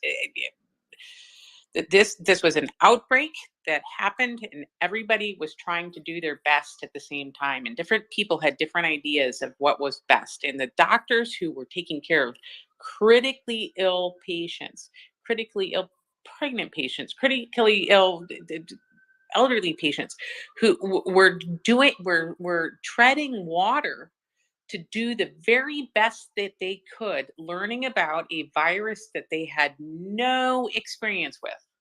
And so it's very easy in retrospect to say, oh, shoulda, woulda, coulda.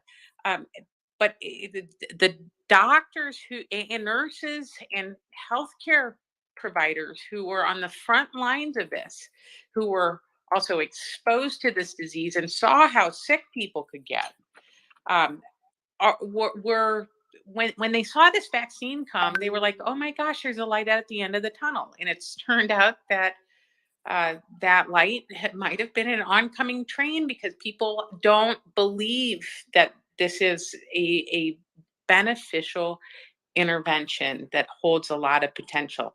And so doctors who were exhausted and didn't want to see people separated from their families got separated from the public by public policy. And so I don't know. I don't know how to. Liza, I don't know how to listen. make There's that two better. things. There's two things. This is coming from a doctor who is also on the front lines, went to the hospital every day during the pandemic, treated patients in the ICU, consulted on patients who were dying of COVID in the ICU. And I also ended up losing my job because I opposed vaccine mandates. Here's why people still do not trust physicians, and why we were doing the best we can and we didn't know any better.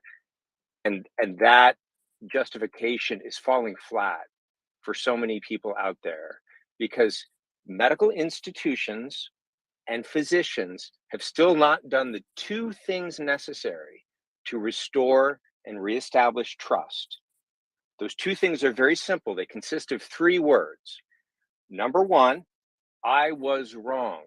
Number two, I am sorry. We have not heard any of that from most physicians, with a few notable exceptions, and from most medical institutions. I was wrong. I'm sorry that I sent you home from my clinic because you were not wearing a mask that we now know is ineffective. I'm sorry that I would not treat you because you were unvaccinated, even though you were young and healthy and did not need a vaccine.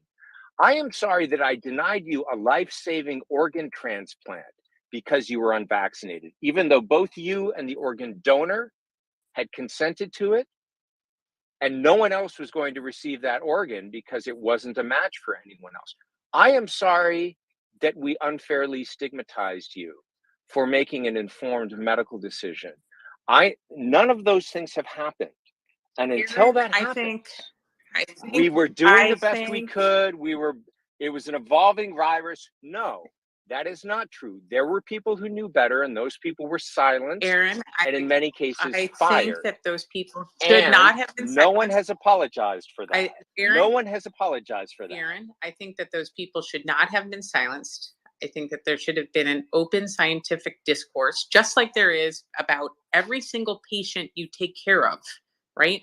I think that there are apologies due all around, not just from physicians, but from people who are also making all sorts of money on supplements too. I think that there are a whole bunch of people who have glommed onto this and are profiting off of it. Why don't you just say you're sorry for your part? What is my guys. Let me just go to Liza. Just finish your point, then I'm going to go to Dr. Drew and then Doc. Go ahead, Liza. I think that the only thing that gets societies together is forgiveness on both sides. I know people are angry, but wrath and vengeance does not make society better. We need to figure. People We are ready to people. forgive. Right, well, I'm not. Aaron, Nobody. let Nobody Liza, needs to Aaron, forget. Aaron, Nobody let needs Liza to finish. forget. People want. Nobody needs to forget. Nobody needs to forget. We need this. This is a critical moment in our society. We need to figure out, united we stand, divided we fall. We need to figure out as a society how to get better. I just told you, Let me just Liza. go to. Let me just People go are to ready one to second, Aaron. forgive, 1 second, and Aaron. people Aaron, will yeah, forgive. People do Aaron, I'm not just want gonna. to be in a position where they can't trust their doctors. People Yeah, do okay. not want to be in a position where they cannot trust the medical establishment. Nobody wants that. But just saying, trust us and let's move on will not reestablish trust. I agree. You can What's only your trust solution, someone Aaron? if you believe that they are trustworthy. Okay. If they are not, if you believe they are not trustworthy, it's not a rational or sensible thing Absolutely. to trust them What just is for the sake your of social solution? comity. What's your solution? I just told you the solution requires an apology. Okay. Right. That's how you No, Aaron, facilitate the Aaron, forgiveness. Aaron. The Let me just solution ask a requires question. an acknowledgement that Right, you may have been wrong. Right. Okay, let me ask a question, right? Dr. Drew, you weren't here before, but we asked this question. And it was this, that we're in a situation now where most people, or a lot of people, let's not say most, a lot of people do not trust the medical profession. They don't trust academia in terms of papers. And then the alternative is that they basically seek out alternative medicine, which isn't as trustworthy. But specifically about this issue, I mean, where do we go from here? Like, first of all, how did the medical profession get into a position where people can trust them? Because the next time something like this happens, and let's say hypothetically it's legitimate, nobody's going to trust them. So how do you bridge that gap in the situation where the trust has completely been fractured? I think Aaron is correct. You start with I'm sorry. I do not understand the resistance to that. The thing, Liza, the way you characterized the pandemic was a little off, because the most mortifying thing I saw in the pandemic was our peers not treating patients, sending them home until they came back completely Which I desaturated. agree is terrible. I think But that was as an emergency mortifying. physician, I took an oath to treat anybody who came in. So But vaccine, there was no that follow up. that's We again, you and I talked about a few minutes ago. We've lost track of the caretaking. When I see patients, I always follow them up. I see them again. I make contact with them. Just that function may have saved who knows how many lives. I might have tried some steroids. I might have tried budesonide. I might have improvised, as we always do as physicians, but we were prevented from doing so. It was an over centralized authority that handed everything down from on high. Doctors got scared. They were afraid of being canceled. They're afraid of losing their job. And I am mortified at our profession for that behavior in particular. And I apologize. I'm embarrassed. I'm ashamed. And we all have to take a little bit of a moment and say, that was not okay. That was not the job we are trained to do. And I personally feel deeply ashamed for it. And we all should. And should say it. And should say it out loud. But also, That's a place to start. So I mean that's fine, and I guess you may have a scenario where some people are willing to apologize and some people aren't. Some people who think they're still right, and some think people who don't. But then the question becomes like, how do you bridge the trust, or is it that based on this, based on the fact that we have a number of doctors who are unwilling to admit? As always, the data has shown these sorts of phenomenon for decades, which is I don't trust the medical profession, I don't trust pharma, I trust my doctor. And that is about the relationship. And we have to do what we do best and reestablish the relationships with our patients. And patients need to be willing to do so. It's in their best interest. And whether they need education to that effect, I don't know, but they need to understand more about what doctors do, how we function, and that they should have a relationship with a doctor. Primary care needs to be reinstated as an important part of the medical system. It's been eviscerated for 30 years. So there's a lot of work to do. There's no doubt about that. Doc, I'd like to hear what you got to say. You probably don't, but I'll go ahead and say it anyway. Thanks for the mic. So I could talk about this for 6 hours because I did last night on a space here. The space, not to promote myself, is up and top.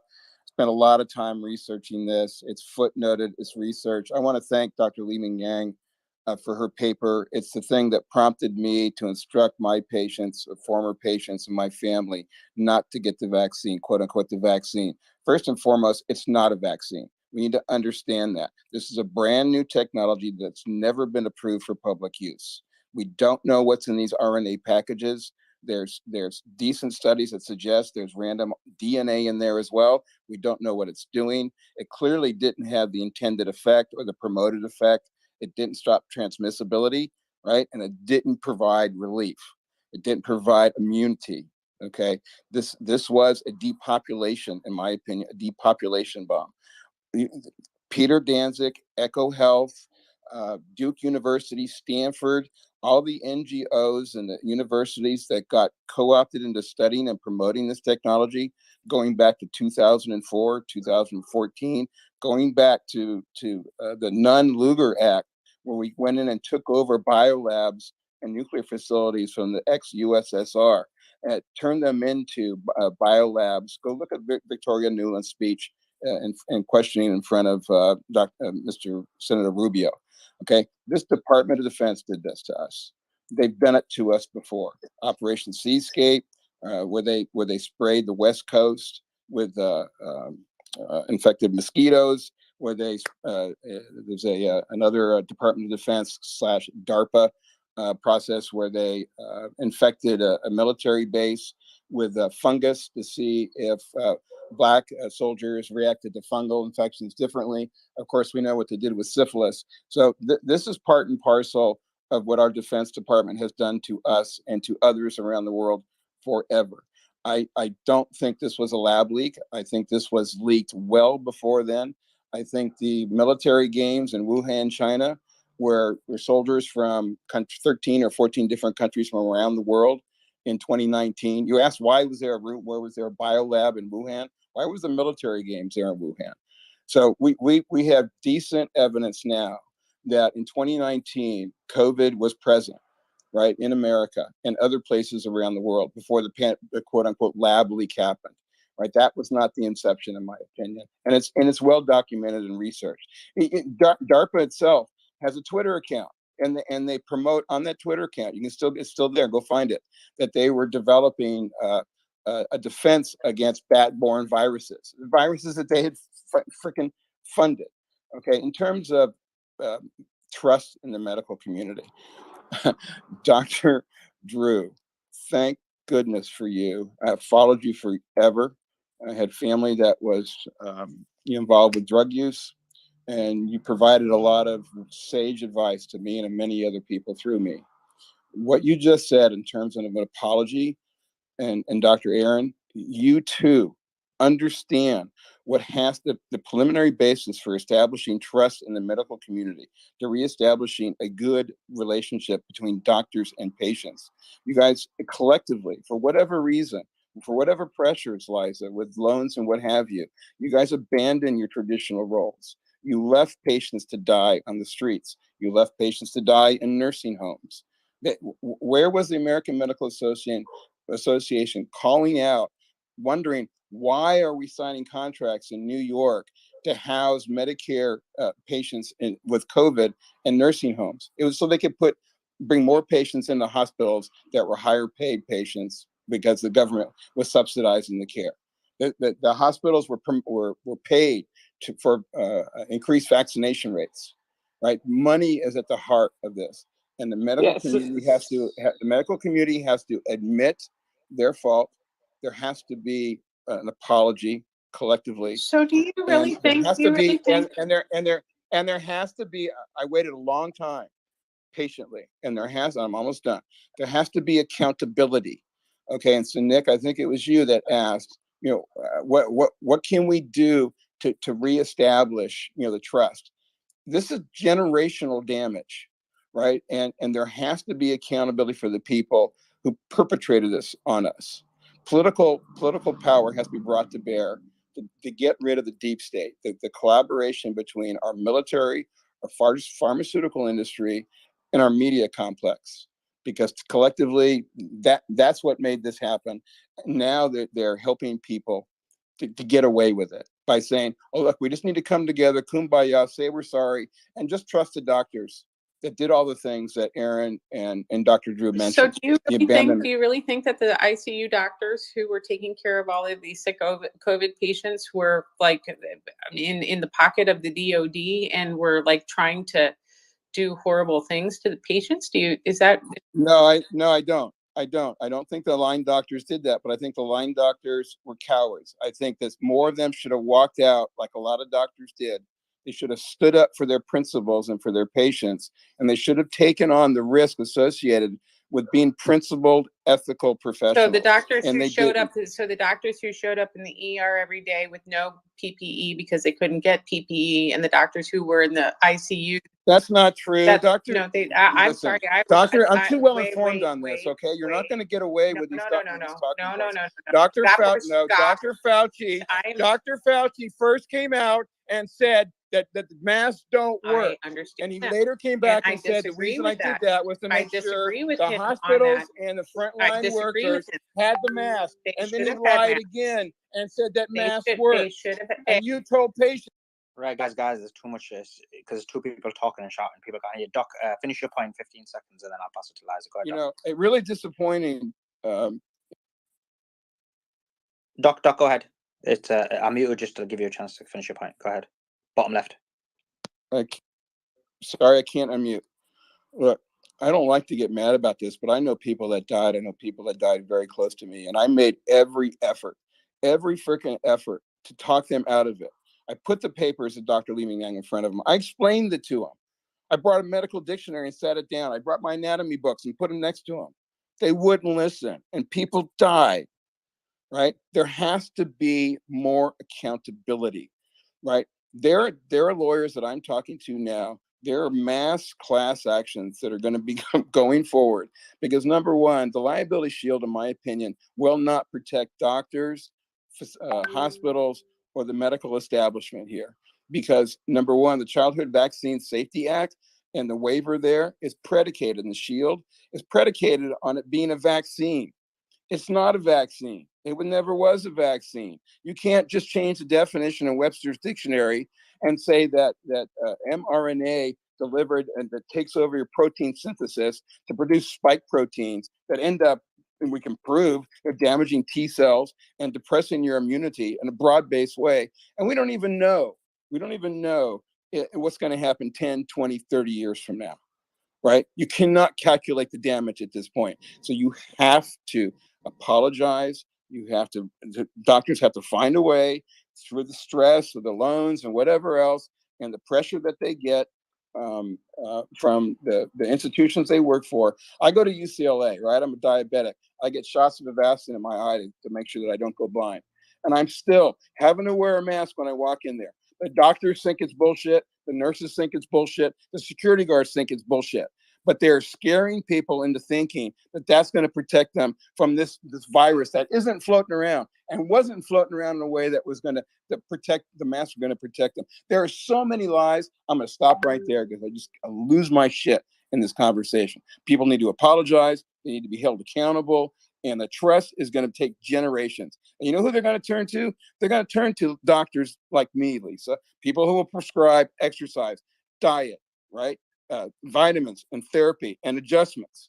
You opened the door to all the cracks that you're worried about now. So congratulations. And you're still working for Big Pharma? Someone tell me you got to quit. Okay, thanks. Liza, yeah, I'll let you respond, and then we'll go to Joa. I'm just going to say that there were thousands of doctors taking care of patients who were critically ill on the front lines who didn't have vaccines themselves at that point because there weren't vaccines, who put their lives and their families at risk to take care of very, very sick patients. And I think to condemn them for thinking that... I'm not condemning them. You didn't hear me condemn them. I've just listened to you go on a whole diatribe about how... Okay, tell me how I condemned any doctor, except you. Oh, okay. So if you want to put it all on me, that's fine. That's fine. I'll stop. I'm putting it on you because you're here All right, covering for these guys. people. Come on, Doc. Let's not get personal. Right? Let Liza finish her point, and then we'll go to Joy. Go on, Liza. Like I said, we're all in this together, and we get out of it together. And the only way to do it is to try to figure out how to move forward positively. That's it. That's it. Cool. Yeah, no, that's fine. Joa, let me go to you. Go ahead, Joa. Yeah, I mean, I was vaccine injured. I Did you say had me? Joa. Sorry. Yeah, I was vaccine injured. I had a drop foot for 4 months because of it. I went to the hospital several times, was lied to that the rash that I had from head to toe had nothing to do with the vaccine. But I don't blame the doctor. Like, I feel like the anger is misdirected. Most of these doctors are kind of almost like they're like army men being led by a general, right? If you're going to blame anyone, blame Big Pharma, blame Fauci, and blame the president that told us this wasn't deadly. Those are the three people that we need an apology from, not doctors who are trying to help and following on best advice from people higher up. You can't point the finger at the little guys that were involved instead of pointing at where it's all coming from. I mean, That's Joa, where I think all this anger is completely misdirected. Joa. I mean, you're right to an extent, but like, weren't doctors in hospitals literally well, this is in the United Kingdom, I can say. I don't know about United leaking it to the papers that basically there's a pandemic, like we can't manage, like a lot of this like hysteria in the UK from the ground level was coming from doctors. Was it not the same in the US? But Suleiman, were they doing research or were they trying to treat patients? Because there's a big difference there. Because they're not sitting there doing research on what's happening and how to get around it. What was happening was, like, for example, in the UK, we have certain hospitals that are like major hospitals with major trusts. The doctors there were coming out and saying we're having major crisis, and it's like really causing hysteria, and that's what essentially caused a lot of the lockdowns very early on in the United Kingdom and the mass hysteria that occurred from there. But I know people like to say that's not true, but it is true. Sorry, Yeah, I know people love to say it's not true, but it is true. Did it get exaggerated? Yes, it got exaggerated 100%. And I think they exaggerated because they weren't getting the supplies that they needed. So hospitals exaggerated even more. And again, it goes back to money. And this happened a lot in the US because most of these hospitals nowadays are owned by 5 or 6 big organizations. And they're like, oh, our hospitals are busy. We need more support, blah, blah, blah. I'm still not pointing it at the doctors. It's not the doctors that are doing that. Yes, a lot of them were busy. Yes, a lot of them went through, a lot of them I consider heroes, although the result might not have been what they wanted. But they were working night and day to try to help people, right? And yes, sometimes hospitals were full. Sometimes they were said that they were full and they weren't full. That's true, but that wasn't coming from the doctors. That was coming from the hospitals and whoever reported those numbers. I think the anger is pointing at the wrong people. Right? There's a difference between a doctor who's doing research and a doctor who's treating patients. They're two very different things. Let me go to Adam. Adam, go ahead. Yeah, Joe, what Joe said, I'll definitely agree with to an extent. It's the hospitals and, the companies, the hospitals themselves that were pushing the doctors and threatening them with, loss of work and so on and so forth. So there is that. But I think as far as the trust building, it's going to take some time to become for the doctors to humble themselves, recognize what happened, and say like Dr. Drew said, sorry. I know some people have trouble, getting over that hump of being, apologetic. And then when a patient comes into a doctor's office and you ask them if they got the jab and they say no, don't call them anti-vax. Now, I'm personally not anti-vax. I didn't take this shot, but I'm of the camp of RFK, where we want quality ingredients. We want to make sure that the ingredients in the vaccines are quality, and people aren't harmed by them. There's nothing wrong with that's. Not anti-vax. That's you want a quality vax. You understand the science behind vaccines. We learned this stuff in high school. how a vaccine works. I'm not anti-vax. I understand how vaccines work, but I think we should work on improving the quality of them, for instance. So it's going to take being humble, recognizing that the mistakes that were made, and don't make the same mistakes again. That's what people are afraid of. The next thing to come. Are you going to do the same, or are you going to stand up? You know, like many of these doctors that stood up and lost their practice. And that's a horrible thing. That's authoritarian. It's un-American. So I'll land my plane there. Thanks for having me up, guys. It's a pleasure and an honor. And I hope that doctors can do this and rebuild that trust. Appreciate you, Adam. Thank you very much. Let's go to the chosen one. Hey everybody. Just to lead off, I'm vaccinated, I'm boosted. For me, it's like the best decision ever. I knew several people who died of COVID, but I'm not exactly sure like what the apologies are for. I think that the person named Aaron earlier was in, but I couldn't hear what he was saying for some reason. His stuff wasn't coming through. But are people who basically just didn't even want to do the absolute bare minimum to try and stave off a pandemic, like just simply like say wearing a mask in a doctor's office like Doc is complaining about, are they wanting apologies for that? Is that what I missed? Because I don't know. I didn't hear what Aaron had said, but I heard Doc's rant, and he goes into and gets his diabetic treatments, and he has to wear the mask. It's like, okay, sorry, Kunta Kinte, I'm sorry you're so oppressed that you got to wear a mask in a doctor's office. That's life. Hey, why don't you eat shit, okay? I think it's the chosen one. Well, I think the response you gave is just really not really considering the people who lost their jobs, the people who were forced out of companies, the people who have lost people from vaccine injuries, despite being told by our government that the vaccine would do things it did not do. The way you kind of suddenly looked down and said, "Well, I'm sorry," what we were looking for an apology from us for. We're looking for accountability because there were a lot of problems with the response of the government to COVID, and a lot of misinformation about what the vaccine would do from the medical community and experts. And to be quite clear, there are many people out there in all states in America, not just America, but in all countries, who have lost their jobs, lost people they know, and a variety of other factors from people in the medical community pushing information that turned out not to be true.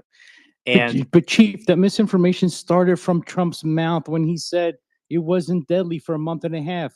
People could have hunkered down and maybe wouldn't have spread as much. That's what the experts told him. He's not a virologist. He's not an epidemiologist. No, he Quit didn't. blaming Trump. Doc, no, he didn't, because he told Bob Woodward that it was deadly. And then he went on TV 2 weeks later and told everyone it and wasn't. then Biden and Kamala Harris went on and said that we can't take this vaccine because it's been too rushed. So this is a bipartisan problem, right? This has been completely politicized, and what it has done, it has divided our country along political lines, which is crazy. Can I add something? Hi, can I add something? Yeah, go ahead, Dr. Yang. Because I think this topic is about COVID origin, and definitely that's the root reason of the pandemic and all the following disasters. And I don't want to see people blaming each other. That's very sad. And no matter Trump and Biden, they both get infected. And I remember even not once, right? So everyone is victim in the pandemic. So why it happened? Definitely we need to know the origin of COVID-19. If not, we don't know what will happen next time. When will it happen? And when the next time such pandemic come out, whether we will be pushed to get vaccines, lockdown, mandate policies, we don't know. And we can say it seems not inevitable if we don't solve the COVID origin. And also, definitely someone needs to be held accountable in this pandemic for the origin. So I think once we solve, I always insist, once we solve the origin, the other things will be much easier for us to understand. Well, Dr. Yan, to elaborate on that, though, I know that earlier someone had asked Dr. Bernard Ashby as to why doctors initially just, took things at face value with like the origin of COVID. And I mean, frankly, viruses use animals as vectors where they mutate. That's where you have the avian flu. That's where you have the swine flu. And a lot of new viruses end up coming out of China, like H1N1 and so forth. And so it really made sense. That doesn't mean that the lab leak should have been dismissed or that it wasn't a Yes, possibility. But historically, we've seen that viruses do this. Yes. That's why when people don't understand what happened, of course, the debate is necessary because the possibilities from nature origin always exist. However, what we are talking about is something currently happened already. And when it happened, as I said, it's kind of the forensic examination. When you see a dead body, you want to know it's suicide or homicide or it's accident. So this is how we examine the COVID-19 origin. So based on COVID-19 origin, I'm the first person out of China mainland to get investigated into this origin. And my lab is a WHO reference lab on coronavirus and other emerging infectious disease. And all these people I work with, including my husband, they are very famous in coronavirus field. And as I always tell people, Stanford doctors need to come to get our suggestions. NIH need to get our suggestions. Dr. Fauci respect my boss, Malik Paris, as SARS-1 celebrity and hold dinner for him in New York. Altogether, our lab actually is a bridge between Chinese military, CCP, government, and also outside academic field. As you said, initially it's suppressed. People are not allowed to discuss lab origin. And then they get misled to adopt the mandate policy to promote vaccine, all the things. But who let this get suppressed? Who encouraged the suppression? And how could the downstream things get worse if without China government as a national power to cheat you, to fool you, to spread misinformation, to bribe some corrupted people inside to facilitate China's propaganda? That cannot become true. And also, even until now, we still are struggling into the investigation for a better understanding of COVID-19 origin. Let me tell you the fundamental reason. Without China government using national power, and if this is not CCP's strategic national strategy, it won't be so difficult for Americans and all the world to struggle from the truth. Well, Dr. Yan, like for me, I think that the fact that we had 3,000 people a day dying in January of 2021 of COVID, and now we have 120 people a day dying. For me, that speaks to the efficacy of the vaccine. For me, I know that other people don't agree with that. I'm just saying that's just my personal opinion. But at the vaccine doesn't affect you. At the same time, early on in the spread of the infection, when the lab leak was being mentioned, it was kind of being mentioned sort of as a nefarious thing, as though it's probably a bioweapon type thing and so forth. But let's say that it had been entertained that it was a lab leak, but the virus had already gotten out and had already spread in basically all over the world. How at that time would it have changed anything? It can be changed. That's why back to January 2020, I take my life risk to expose the truth through the YouTube Chinese blogger, anti-CCP media, Lude media. And if you are Chinese, I heard a lot of feedback from Chinese people because they listen to that broadcast.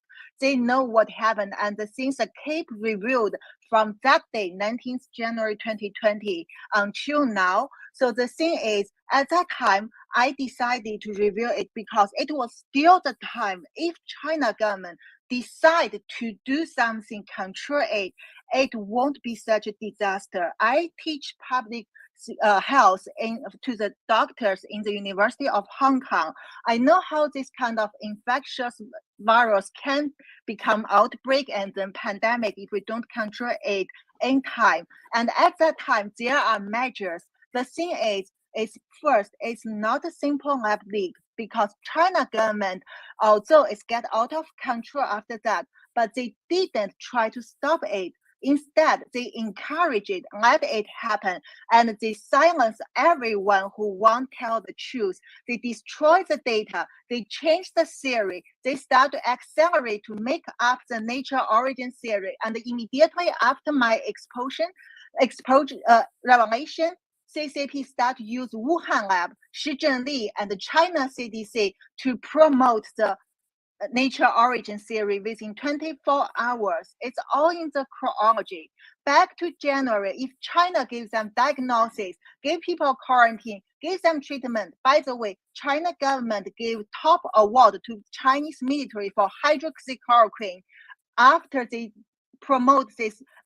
Not promote, after they show this to Xi Jinping, and this is a top award given in 2020 to CCP's military scientists.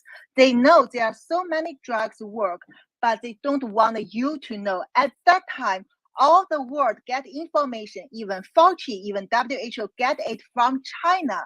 That's why I was appointed to do the secret investigation, because I'm on behalf of WHO based in Hong Kong. The thing is, China gives them misinformation, and then there are corrupted people. They see the benefits in the pandemic, so they are willing to help China government to cover it up and then promote only vaccine, but suppress the early treatment, the efficient drug, and even silence the doctors. So altogether, we have enough opportunity to save people's lives, but we have missed so many opportunities. Now the point is, we know this is not the lab leak. We know this is, if you believe that is a lab leak, definitely you will see it happen again next time, because clearly no one would get punished for an accident at this moment. But if you figure out this is intentional and it's China's national strategy, if you have exclusive sources like me in China, if you heard there are more novel pathogens in the labs in Chinese military now, some are using mosquito and other insects. They are designed to using other vectors to infect people. Some are designed into the similar things can cause leukemia, can cause infectious deficiency disease. If you have a source like me, you heard that very high level military source told us they have seen this kind of novel pathogens now in Chinese labs, and they are even scary when they were told about these new functions. They want us to tell the world, stop these demons. That's why we have to understand the origin of COVID-19 first, because we need to prevent it happening again. So we must know the truth. Yeah, so Dr. Yang, I'll ask you a quick question here, because it's important to note, especially for our audience. You began blowing the whistle on COVID on January 19th of 2020. You were one of the first doctors to come out and actually try to sound the alarm on it. And I believe you were actually in China at the time, so you took a massive risk. And so we definitely appreciate that. But what gave you the idea, like what sort of information did you see that the CCP was covering up the origins of COVID and, the damage that it was doing? Yeah, thank you. I can tell a lot of detail to you, show you evidence to tell you how I made decision. But briefly, I can tell you, I'm the scientist, and also I was trained by the top medical university in China as a doctor. I work in the top lab with the first-hand knowledge of coronavirus more than any other lab outside China at that time in the world. My colleagues, my supervisors, they are also one who become so famous because of SARS-CoV-1 back to 2003. And our lab is a bridge between Chinese military secret operations, Chinese scientists, and the outside world. We have the best scientists, the best resource, and also I have a lot of friends, and I worked there for over 5 years on virus, on vaccines, on immunologies. I also have worked on SARS-CoV-2 even back to January 2020, before any of you contact this virus, in the biosafety level 3 laboratories. And also all this knowledge, all the information my friend, my first-hand source, I collected over half a month in January. When I reflect, when I tell it to my supervisors, those WHO experts, their response is, to my surprise at that time, they turned to help CCP to cover it up and cheat the word. So that's why until January 17th, when I say they try to use me to make up the raccoon dog theory, because our lab is the first lab in the world identify SARS-1 come from civet cat. Also, my husband actually should be the first one in the world identified camel is MERS animal host. And then at that time, if I help them, cooperate with them, I'm the one was appointed to collect evidence to help them finish perfect the raccoon dog theory for nature origin. If at that time I don't reveal it, but I help them to finish it, now I'm famous. But people can never understand the truth of origin. And at that time, I know I will be regretful for my whole life if I don't tell the truth out. So I have the virus sequence. I have the inside information from multiple sources, from China CDC, George Fugao, the CDC director's office directly, to the people firsthand information with firsthand information from Wuhan handling the virus, from the doctors, from researchers, from military people, from all together. I know this is not as so simple as people thought. That's why I decided if I can get the chance to reveal it, I would like to try, because I'm very confident the virus, the evidence can tell the truth of virus itself. So I don't mind whether people trust me or not, but I hope people to check my evidence, listen to my explanation, and verify by yourself. Because to be honest, I'm hunted by Chinese government. So at any moment I may be gone, but at that time you still have the evidence. Don't let them use misinformation to cover up this real information. Check it all by itself, by yourself, and even after 100 years ago, you will understand which part is the truth. And I will tell people because I'm a doctor. Appreciate that, Dr. Yan. Let me go to Dr. Stella. Dr. Stella, I would love to hear your thoughts both about the declassified document leak and just generally speaking about the topic that we're talking about.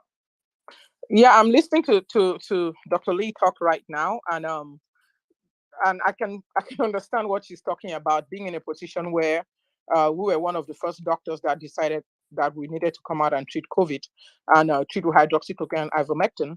And then I got vilified. I got practically slammed because I was treating patients. There were a few things that happened with COVID. Everybody should really think about it. They had a festival, and from there, they stopped everybody from leaving Wuhan and going to any other part of China. They quarantined people from traveling from Wuhan to other parts of China, but people were allowed to travel from Wuhan to the rest of the world to carry a pandemic. Those are the kind of things something more deliberate than just a lab leak or a mistake, you know. And then, of course, if you look at the whole issue of not talking about early treatment,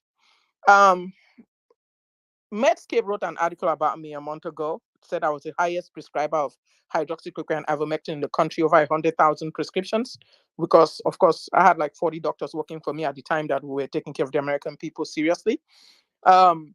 When you think about the fact that you can see a patient, diabetic patients, high blood pressure, old, obese, everything that has COVID, and you treat them and they do well if they come in early, and then you report this to your colleagues, or you report this and you get attacked for doing it. I mean, they came after all of us until today. Somebody said earlier, I don't know who said it earlier, that in 2021, they had 3,000 people dying of COVID every day, and now they have 120. Nobody needs to be dying of COVID, because COVID is completely treatable and completely preventable if treated early. COVID, and there's things that will make you think there's something nefarious going on. For example, let me just remind the doctors online, because sometimes doctors act like this is the first time we're treating viruses. For somebody like me that worked in the ER for a while, when somebody comes in the ER with the flu, usually we just don't send them home and say, go home and, and stay until you're half dead and then you can come back. When somebody comes to the ER with the flu, if they are dehydrated, we treat dehydration. If they are having shortness of breath, we give them breathing treatments. If they are having we give them steroids, and we give them, if they're having superimposed infections, we treat that. We treat we treat the disease symptomatically to relieve.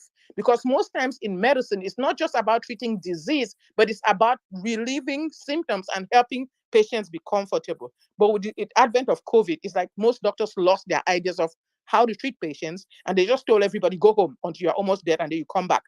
Just the fear alone, the fear of going home and not knowing whether you're going to make it, was enough to kill a lot of people off.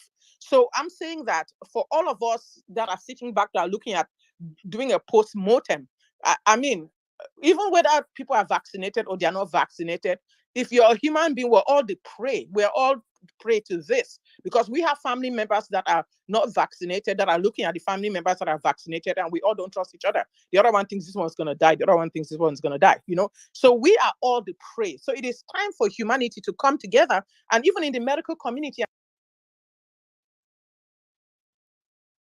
and start saying what went wrong. That you don't even want to look at science. There were many things that they did during this whole COVID thing that was not even science. Somebody said earlier that now 120 people are dying because of the COVID vaccine. What happened to natural immunity? Can 120 people be dying now because most people caught COVID already and have natural immunity? We refuse to talk about natural immunity. We refuse to talk about early treatment. We refuse to even talk about just giving patients palliative treatment. We refuse hydroxychloroquine and ivermectin, and we vilified medications that have been around for over 60 years. And that are like totally, these are medications that were called by WHO, especially like ivermectin, like a wonder drug. All of a sudden, CDC came out and said that they were giving people horse dewormers. I mean, some of the things that were done are so atrocious that nobody can stop but say that, this was done deliberately and it's nefarious. For somebody like me that worked one-on-one with patients, somebody like me that sat down every day, saw diabetic patients coming in, can't breathe, crying, knowing they're going to die, and I will hug them and tell them, sit down, we'll take care of you and you won't die. You know what I'm saying? And seeing hundreds and hundreds of thousands and thousands of patients that we treated, it is time for all of us, for people to stop saying those, oh my God, it's because the government was right and the media was right. Everything was crazy during this pandemic. That will make me. But Dr. Stella, you also talked about demon sperm and demon sex and things like that. Oh no, I'm a preacher. Which loses your stop. And that Jesus is gonna. Jesus is going to strike down Facebook. Because of those things, you lose credibility. No. I don't use credibility by talking about Jesus and demon sperm. I'm a minister of the gospel. That does not stop me from being a medical doctor. What is your faith? What do you believe in? Do you ask your doctor when you go to their sculpture, what do they believe in? Stop talking so crazy.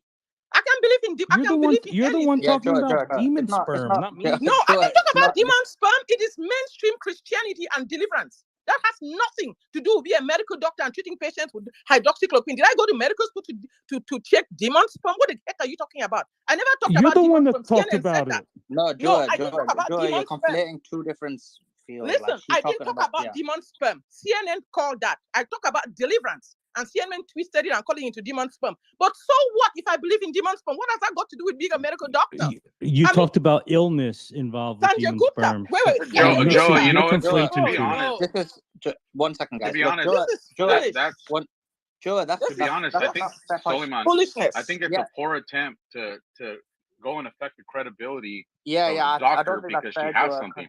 Because the other side of that coin, Soliman, is what about the nonsense of doctors that were saying a cloth mask protects you from getting a virus? That why doesn't that hurt the credibility of the office of all the doctors that were saying that the vaccine worked? So to go and try to target one doctor because they have a certain spiritual belief, that I'll tell you what, Joe, that's a low blow, man. That was a dirty, cheap shot to affect someone that saved a lot of lives. It's not even a low blow. It's just stupidness. It's not a cheap shot. It's Joa, it's the issue foolishness. is You cannot stop me to talk about my Christianity. I still believe in demon sperm, and I cast demons out of people, and probably need to cast a demon out of you too. But it doesn't stop hydroxychloroquine and ivermectin taking care of COVID patients. So knock it off. Yeah, the two separate points. All I commented on is that. Yeah, listen, guys. Look, I don't want to talk about this. This is totally irrelevant. It's off topic. People have their own spiritual beliefs. These ideas that can be found in a lot of monotheistic religions, Islam, Christianity, Judaism. It's irrelevant to this specific topic. This specific topic is about COVID. And as Dr. Stella said, this was mainstream media manipulating something she said, twisting it and making it sound worse to basically ridicule her, even though she might have some deep spiritual reasoning for why she believes that. And it's not relevant to this specific topic. We are going to be ending soon. So I'm just going to let Alpha, because I know Alpha's had his hand up for a really long time. That's the only reason why. I'll let Alpha have make a brief point, and then we will be wrapping up. So go ahead, Alpha. Suleiman, Yeah, people I'll get make it real- attacked and they get to respond, and then she attacked me back, and now you're telling me I can't respond. Bro, I don't she think just that's said you- very fair. I mean, she just said you got a demon spirit. We know you haven't, bro. Like, that's, you know, you respond to that. What are you going to say? I don't have one. Because I wasn't attacking her. All I'm saying is that lessens her credibility. That's the only thing I said, and she became a demon herself all of a sudden. Joa, how does it lessen her credibility if she believes in some kind of theological framework?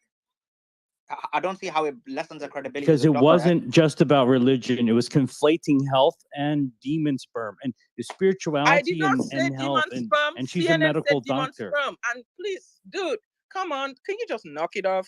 Like I said, maybe I need to cast a demon out of you if you really think that this demon is that great. Let's talk about You're the one that turned about into demon. one as soon as I mentioned it, but it's okay. Right, okay, because you're guys, sounding look. Forget the demons. Let's move on. Alpha, sum it up for us, bro. And not this bit. Generally speaking, make a point, and then we'll move on. Yeah, I'll make it real quick. So just one of the statements that you had said earlier, Joa, about, you know, not trying to put the onus on the doctors that push it. I just want to apply that same theory to something else so you can see how ridiculous it sounds to us. We say that there's cops that have this, you know, abuse of force. Well, that's like saying, well, let's not go after the cops for this abuse of force that's out there. Let's go after the police chief, or, you know, not even the police chief. Let's go after the state attorney generals, or not even that. Let's just go after the head of the DOJ.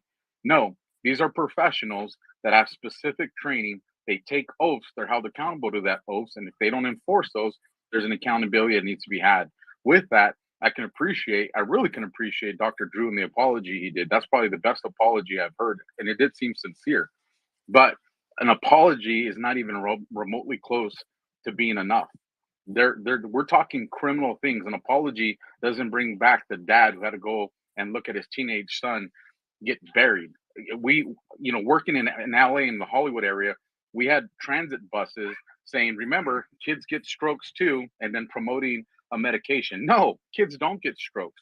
We had an entire culture war, an entire mainstream media war that included the government, included big tech, and it included big pharma, all collaborating together to push something and made a lot of money. The government, when you look at government from both sides. I said the government, and the government's an establishment. So you're not going to get me to say it was Democrats or Republicans. It's an establishment. It was both. But with that, you had the Remdesivir that, you know, I forget which company it was that went and said they made 2.8 billion extra. Like, these are crimes, and people need to be held accountable for it. And I'm sorry if there were doctors, and I know there are because of other doctors that have come forward and said that their colleagues were like, yeah, I can't push that. I can't give that. Guess what? And if those patients got hurt, if they had adverse effects or they died, you have culpability. And a simple apology is not going to hold, because if we rewind the clock back, you guys were out there, and when I'm saying the collective, not someone specific to this group, saying, you know, they need to be in jail. They need to be thrown in gulags. That you wanted the death of people that didn't want to take something, people that believed in bodily autonomy. So no, a simple apology is not going to fix this problem. Alpha, from my perspective, I understand yours. Okay, I think the example you gave is not the same, right?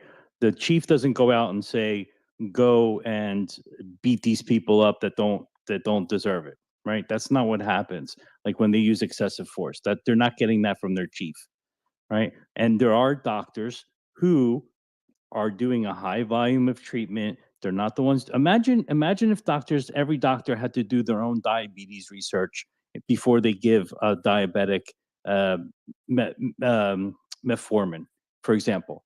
Imagine they had to do all that and figure out, okay, yes, this is the good medicine, and they don't take the advice that's been documented and from authority figures and use what's in the books, right? Yes, look, I'm one of the people that are injured. I should be really pissed off. I'm not pissed off at the doctors. I'm pissed off at everyone else that you mentioned, except for the doctors, because most of them are not going to know. Right? That's my point of view. You could disagree. I'm just giving you mine.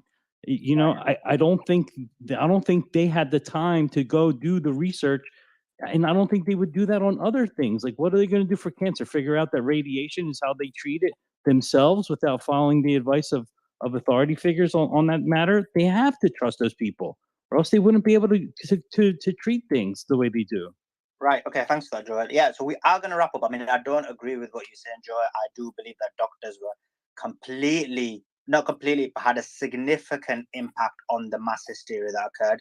They were propagating this idea significantly. I've got a number of friends who are in the medical profession. I'd say about 90% of them were basically very aggressive in their push for all of these lockdowns of the vaccines, to the extent where those doctors, so our other friends who basically were anti this entire hysteria that was occurring, were basically demonized. So I think they played a huge part, and a lot of us have lost trust in the doctors. And next time there is a pandemic, I think people would not trust them, and that's the larger concern, that people have lost trust in the entirety of the medical profession, and maybe even the teaching profession as well, because they want to shut down schools. But anyway, that's my thoughts. Nick, have you got any last thoughts before we wrap up? No, I think it's interesting that this debate is still ongoing. It does seem, just to be honest with you, and you'd probably agree with this, Solomon, every time we have these spaces, it seems like more and more doctors that were previously, on the side of the federal government narrative, what Dr. Fauci was saying, they seem to be coming to see the light.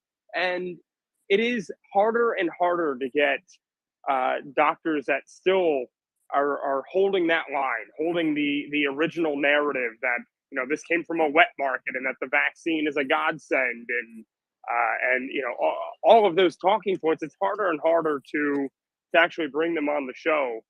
So, and you'd probably agree with that, but it really shows that all of these people, a lot of people that we've had on this panel today, have been banned and suspended. And were suspended for Dr. Malone, when I asked him at the beginning of the space, was banned for over a year. The inventor of the mRNA vaccine, banned for over a year for being a skeptic. And, it's amazing to see how people are starting to come around. And I hope that trend continues. Yeah, I appreciate that. Joe, any last thoughts?